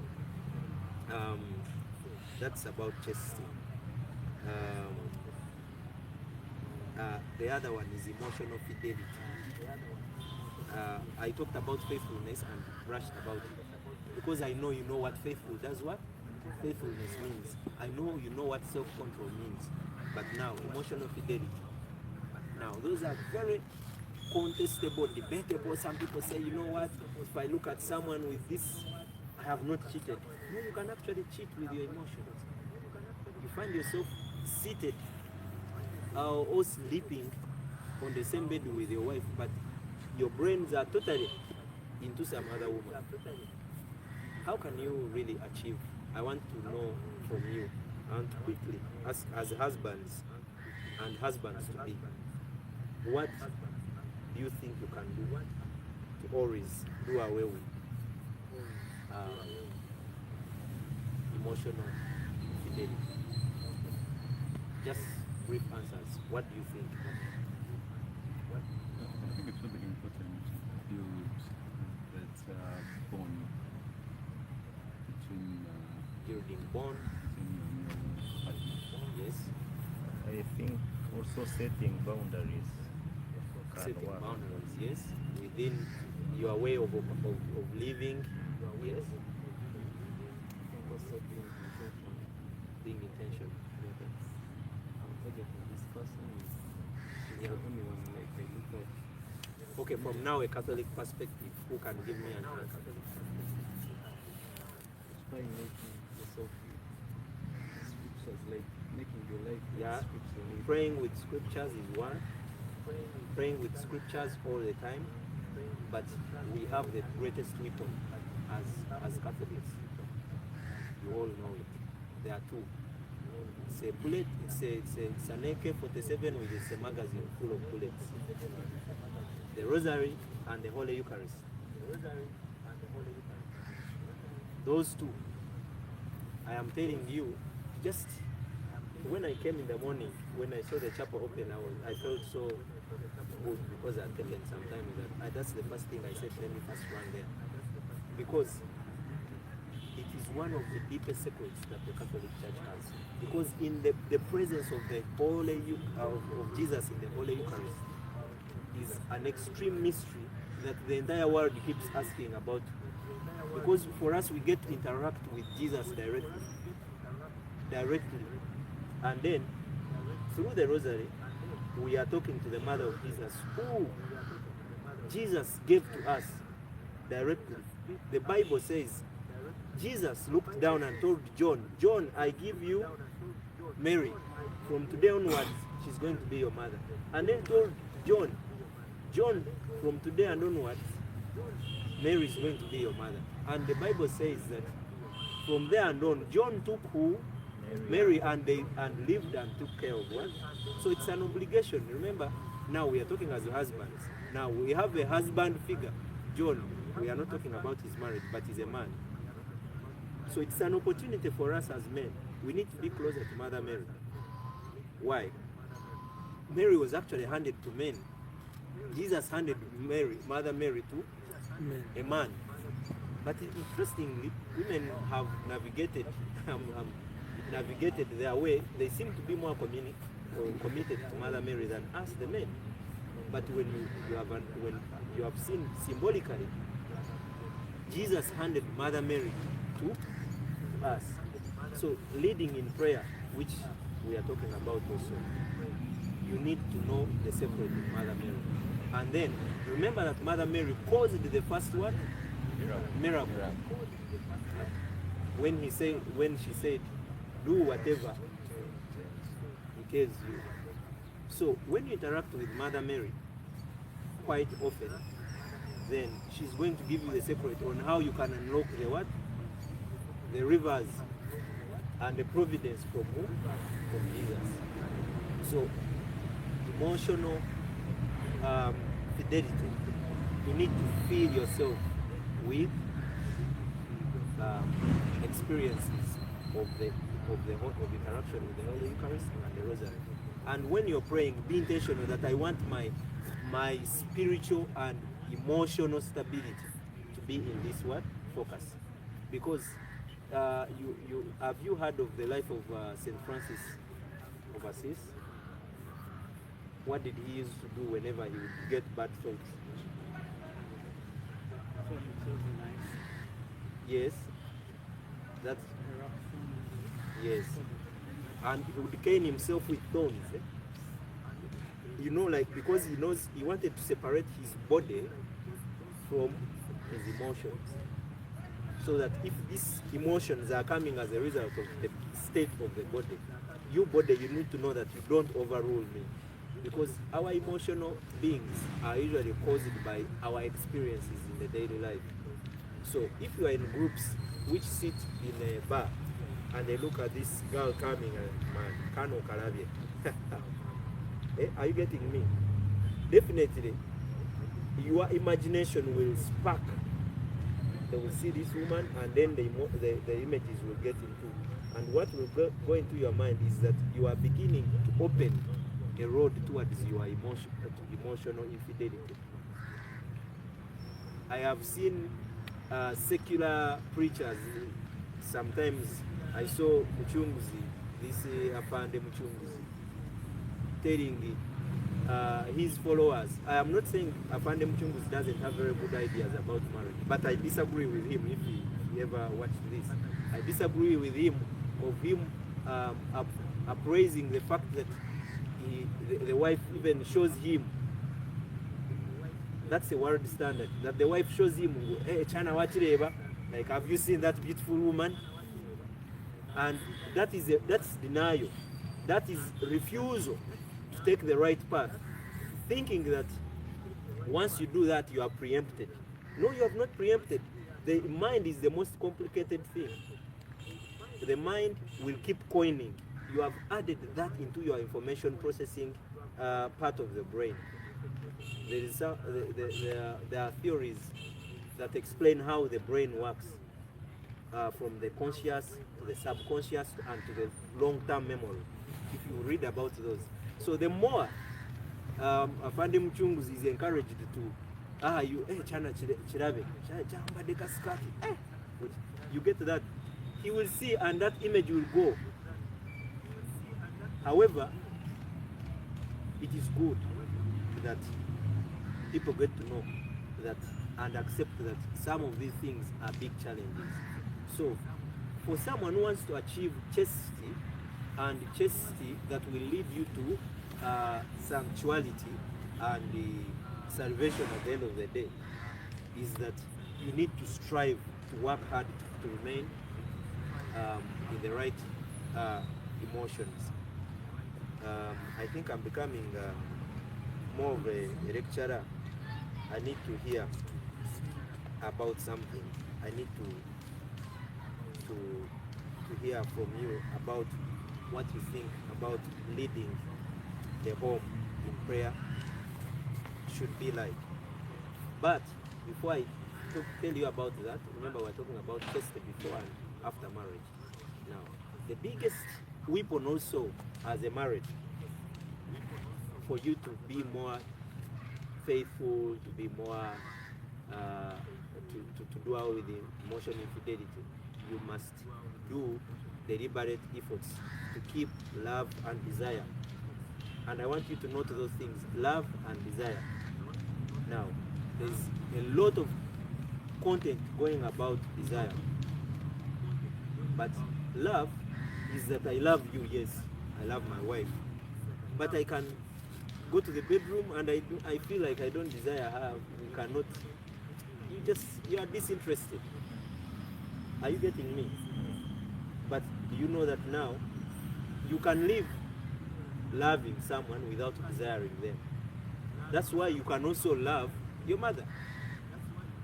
That's why you can love a friend.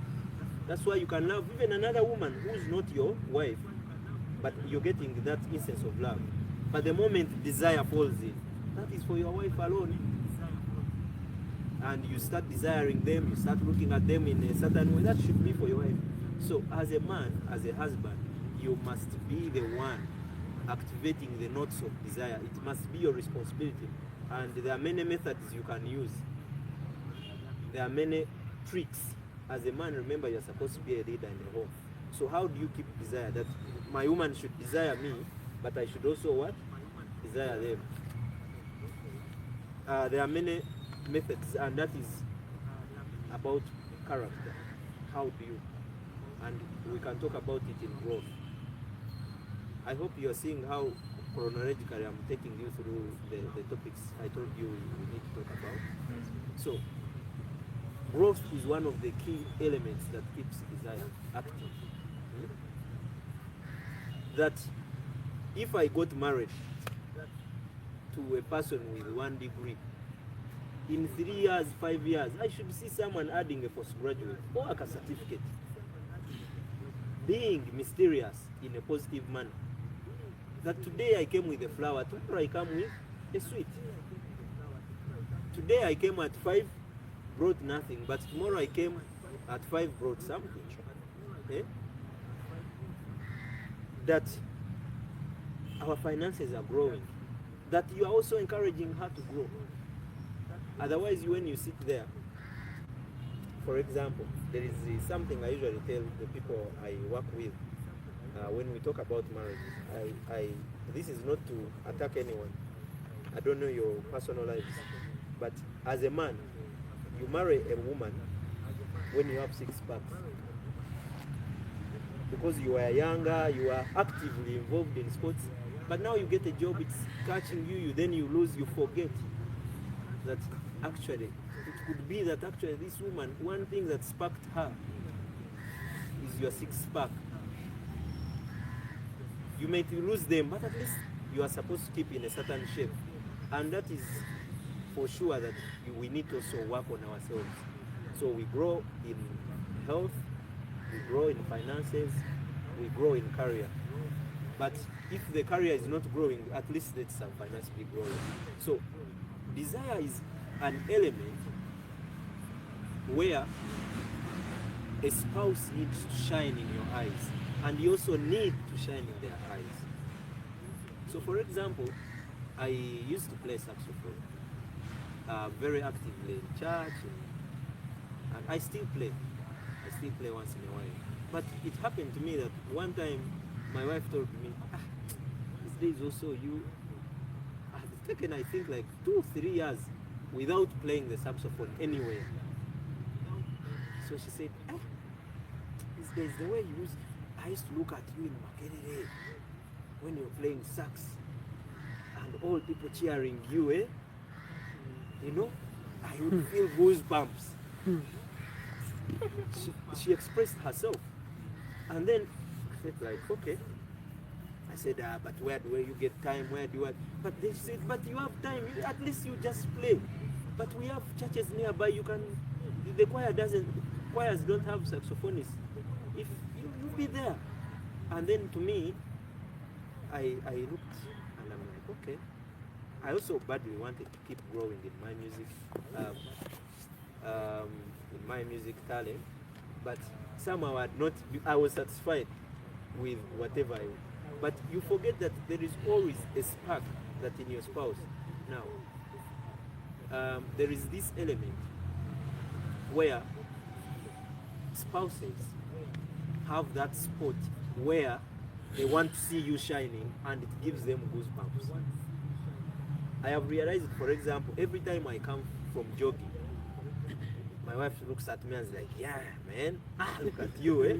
Like, I come sweating, you are in even a bad state, your sweating smell, but I see her looking at me radiantly. Eh, you get me? I see her looking at me radiantly.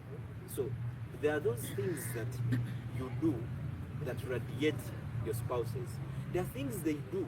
For example, me, when my wife comes back and tells me how she was in the boardroom, that I always want to listen how she was manning people, eh? How she was saying, you know, explaining things, and then she explains to me, I'm like, Then she stands there, I told them this, then in me I feel like, this one. This is the way I even, immediately I get those sparks of feeling like she's making progress, but she stands herself by herself. So there are those spots. For example, I want to give you a quick question. What are those spots? What are those positions? Everyone answer this question. What are those positions or environments you look at your spouses or girlfriends and they radiate in your eyes? If you have never realized it, you think about it right now. Think about it right now. There must be that moment, whether your wife was in choir, singing, and you, hallelujah, you know, and she's just singing, and for you are attending mass, and you look at her, and it makes you feel good and attractive. You tell me, share with me. I think not like two. And the first one is okay, the way she expresses herself. Yeah, when she's expressing herself. She expresses herself, then also like she's someone who is into service, church leadership. Yeah. She likes being in church leadership, church service. So when you enter church and you see her crossing, helping, you feel like, that is my goal. Also maybe her outlook. Oh yes. Yes? Personally, her passion. Her passion for academics. Yeah, seeing someone burning her brains and you feel like, wow. Yes. Single. Yeah, but what is that you think would catch your attention if you see a woman doing? Because sometimes these are the elements that actually that cause us fall in love, even before we what? Yeah. Have you thought about it? Those spots, someone, not these ones that talk, but someone who participates. Yeah. Knows that like a game very well. Yeah. Oh, that is someone who can come back and is like, how did you perform? Like interested in your sport. And if themselves, okay. If themselves can actually also participate in some sport. Very good. I can say too. Mine is very, very innovative. Yes. Besides, even she's into business. She's doing her businesses, but almost every time she has something new.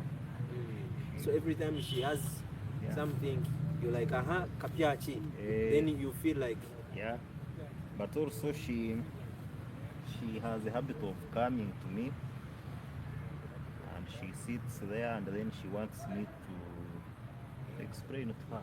She asks me, like, of course I told you she's not a Catholic, yeah, so she asks me to teach her, like, as if we are doing catechism, oh yes.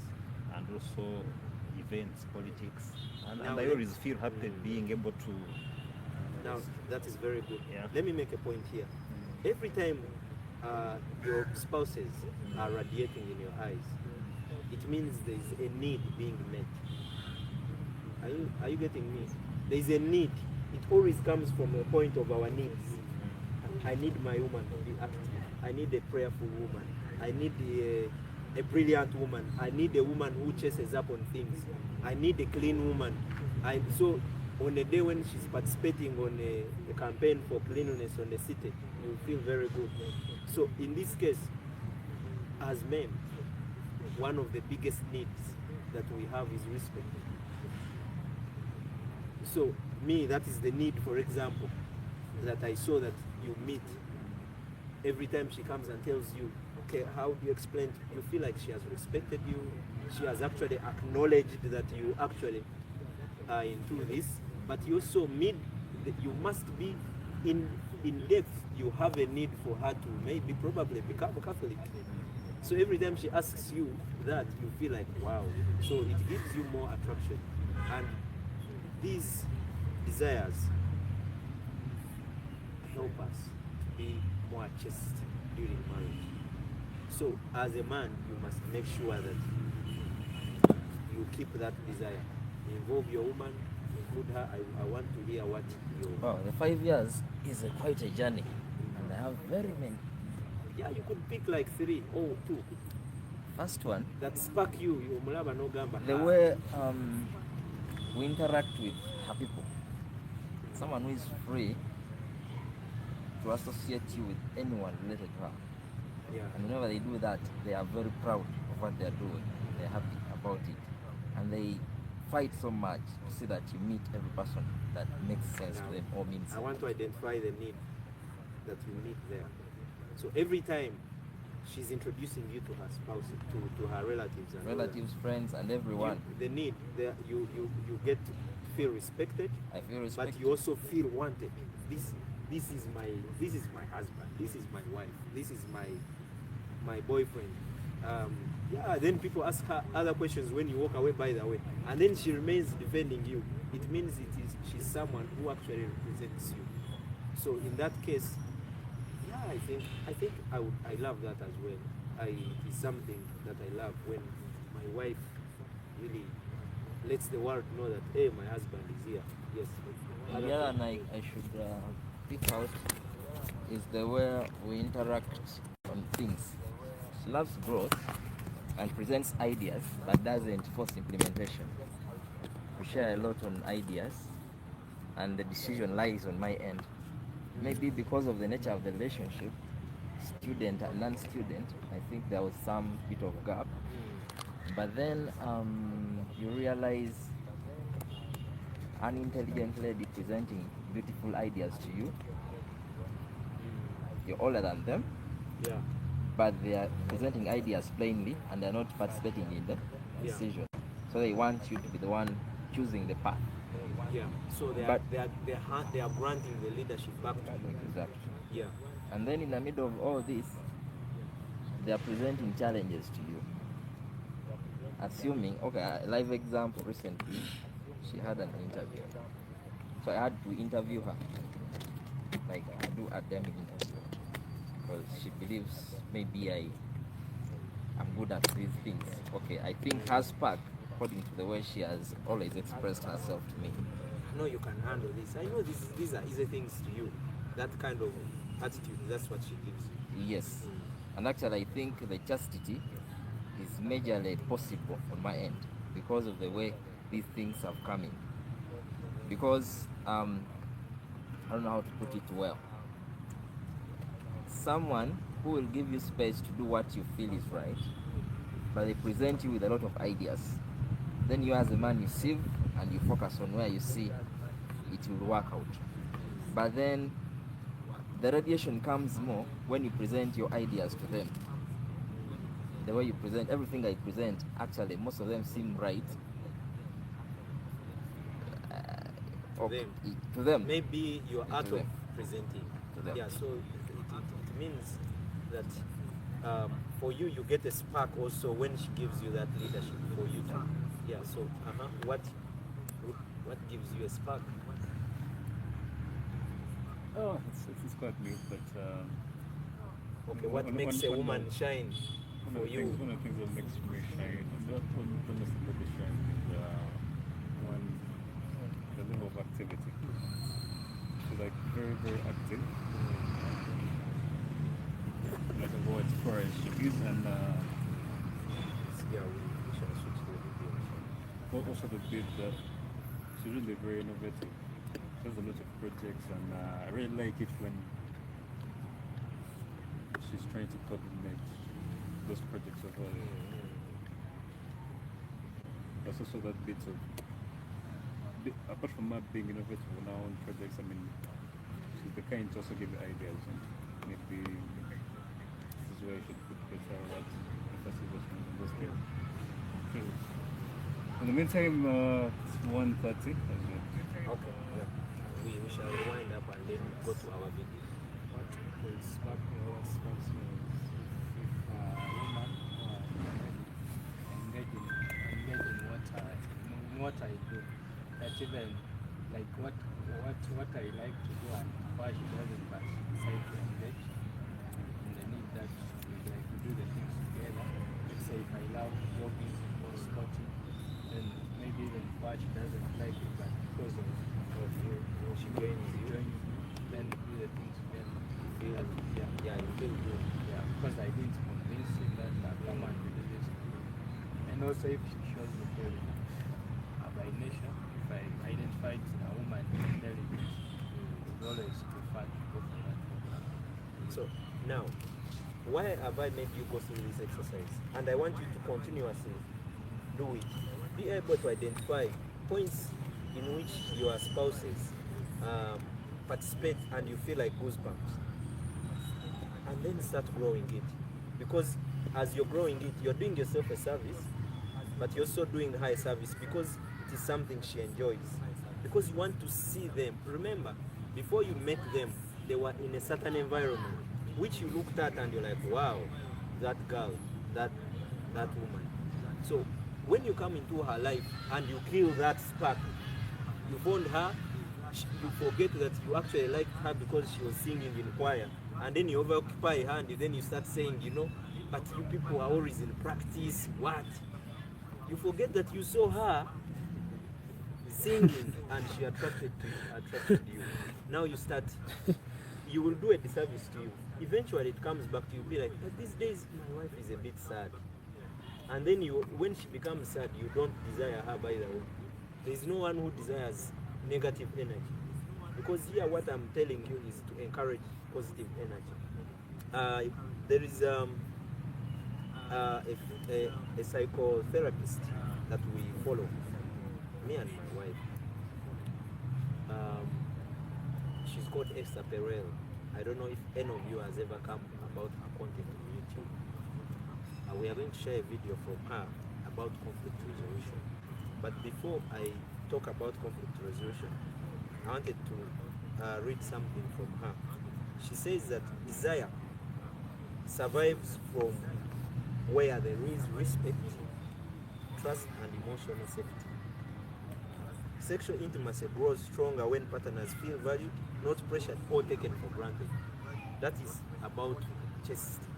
Now, every time you trust and let your wife or husband, now we are talking about women now, and let your wife be in that space where she radiates, where she shines, where she feels good. For example, me when I'm playing soccer, I make noise. And these people will be like, no way! You get? Then I'm these people who score and scream everywhere, or like expression. At that point, it is only in the game where you can be appreciated as not a violent person. I don't know whether you're getting me. I'm in the game, I've done something very good, and I'm like, wow! At that point, I can even kick a bottle, and it is okay. But you kick a bottle at home, this man wants to kill me. Are you getting me? So in my space, in the football pitch, I fully express myself without fear of judgment, without so. And usually those are, when you are in that position of no fear for judgment, that is when you radiate. That's when your spouse looks at you and they're like, wow, you get. So what, for us as men, as we are promoting ourselves to be more faithful to women, to keep desire going on, you must work towards making sure that your woman keeps shining for you. Give them the freedom they desire to have, the positive freedom they have. Remember that control takes you nowhere. Control breeds insecurity. And once a woman becomes insecure, then they will start going into your phones, they will start going into what, and that will lead us to conflict.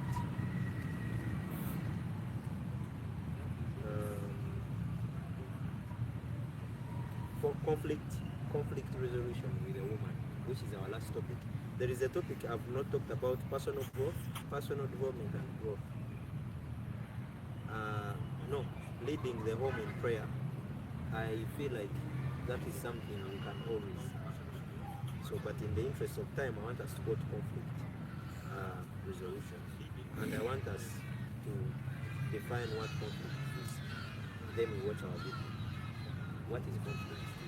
Conflict. This is a matter of any matter of diverging ideas or diverging contestations between two friction, yeah. Pull and push. Anyone wants to say what they think conflict is? Yeah. Disagreement. You can use a simple word. One word for conflict. Contradicting interests. Contradicting interests. One word for conflict. Disagreement. Tension. We also go with disagreement. Fights. Let's break it down. Uncomfort. I'm uncomfortable with what you are doing. Are you getting? What else can you? Cohesion is what we get. Collision. Yes, you're colliding over something. Fisher, what? Should it go as far as war? Yeah, it can turn into war now. Yeah. Maximum. Yeah, disagreements. That is where we want to avoid to go. What, in one word, conflict? Disagreement. So it is something that has a certain friction, constant tension, pull and force, taking different directions. So I want us to watch that video, and then I shared the link in the group. In the night's group, but I can also share to your person. Yeah. Are you guys in the group? If you have no data, I can. Let me see. Hotspot for some time. I have some quiet. Alan, it's in your inbox. Let me see. No, but you can watch together. But I want you to do. There are things. There are 4 principles of conflict resolution, and I want to mention them so that as you are watching, I want you to take note, because this is what we are going to share when we meet with the team, what we have learned from our session, but also from this video. Because we sat with my wife and we said, this is nothing new, we are going to actually talk to these people. But what is continuously causing problems in marriage is conflict and conflict resolution. Conflict kills desire. Conflict kills finances. Conflict kills growth. Conflict kills prayer life. Conflict finishes everything. Conflict about children. Conflict on about where to take children to school. Conflict on where to invest. Conflict on there's conflict. So we felt like we needed to prime on this, so that at least And we know conflict is something that happens on a daily basis or what. So that at least if ever we ever fail to make it to influence, we should know that when Leonard and Pamela met, they told us about conflict resolution. And in future, be aware that it is possible you can actually deal with it. So there are 4 principles that we noted from our research that you can always deal with when you're dealing with conflict. One is to listen, active listening. And when you are doing active listening, you don't prepare an active defense. Are you? Because most times, and men, we are good at that. Abatana bakumalayo. Nga anse nga ngojina. So you are supposed to do active listening without preparing your defense, but seeking to do what? Understand what this person is. Then the second principle of conflict resolution in marriages from our personal research: don't solve too quick. Don't be amaze okugambira Oluganda nalwo baaba amaze okugamba ate abaze okugamba gwe n'oyagala omuwereko answers zonna buli kimu kisolvinge. No, you see what you've told me, if it is a conflict, because conflict has an element of ongoing. Things keep coming up, that's when it becomes a conflict. So somehow you need to always don't apply empathy and don't solve too quickly. First understand the issue. The third is attack the problem. That's a very good principle, not the person. Very many times we attack people, and that happens also sometimes. A woman, instead of attacking the problem, they attack you. Attack the problem.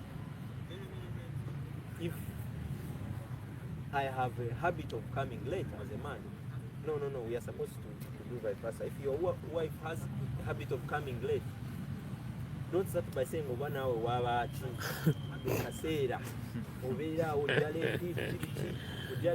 you are attacking the what? The person. Attack the problem. You say you'd rather use an approach of darling. These days I have realized that your time in coming back, you kind of come back late, and that I think has effects on how you even wake up the next morning. However, is there anything that is causing you to, is it work, is it? So you seek to understand what, but you don't attack the person. And then then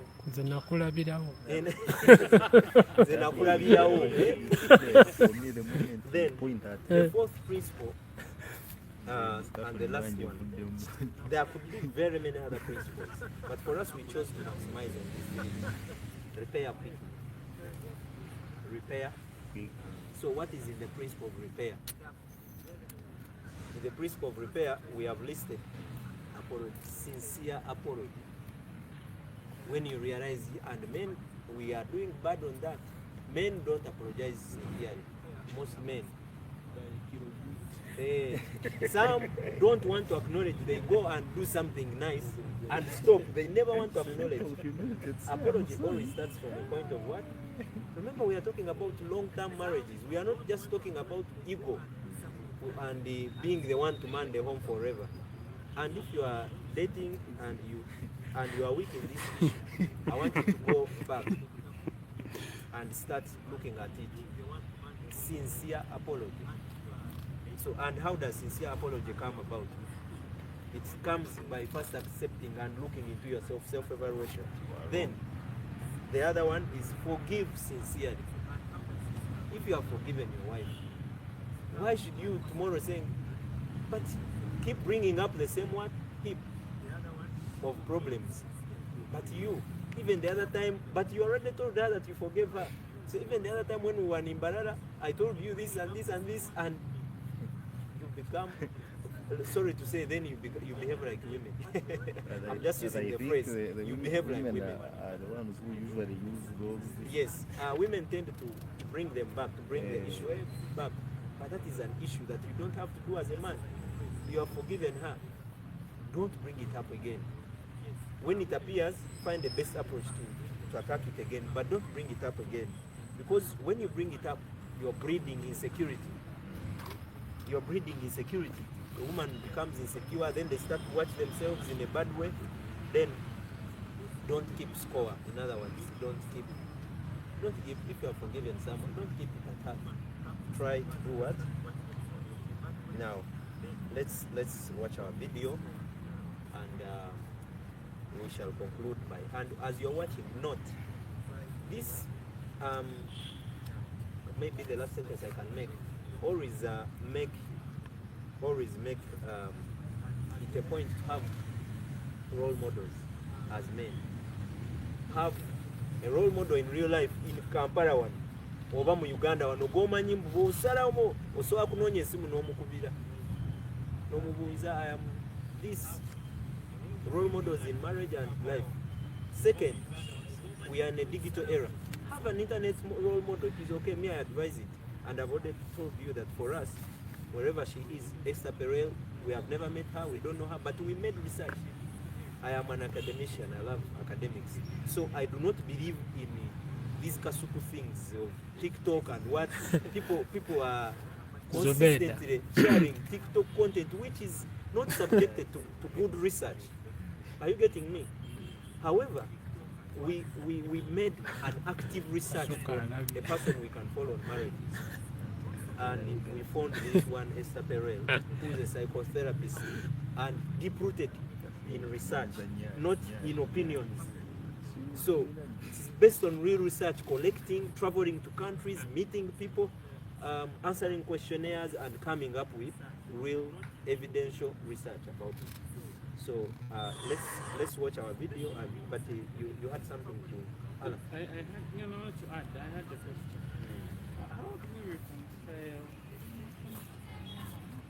We don't resolve quickly and repair. You mentioned both of them. Yes. I'm trying to. Yeah, I like the question. Repairing quickly. Needs to do with personal. You repair.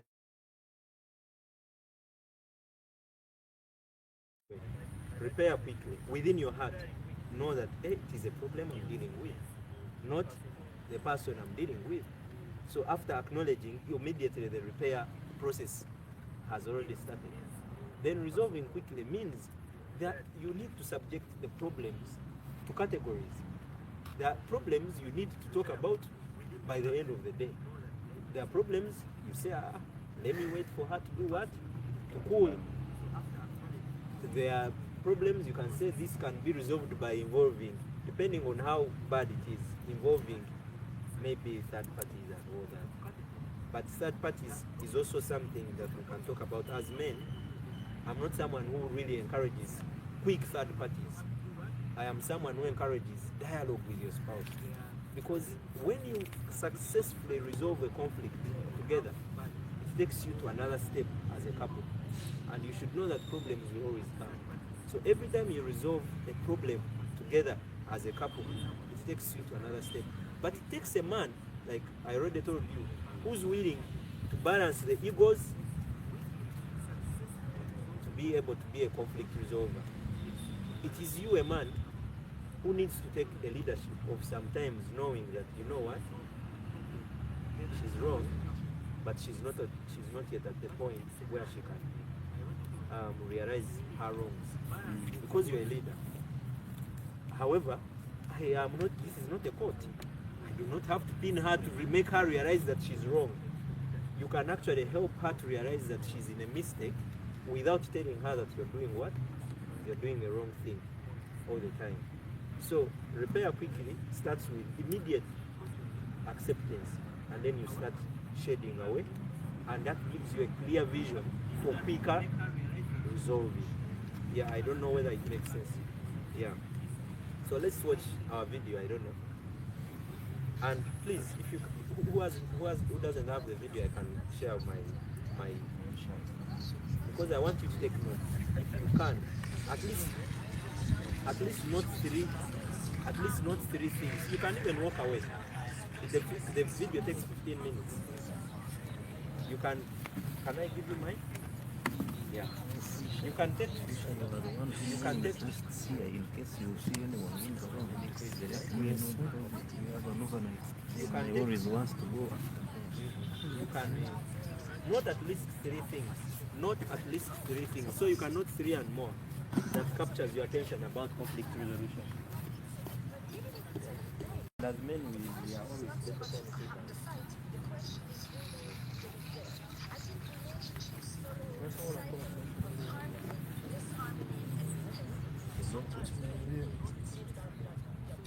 One just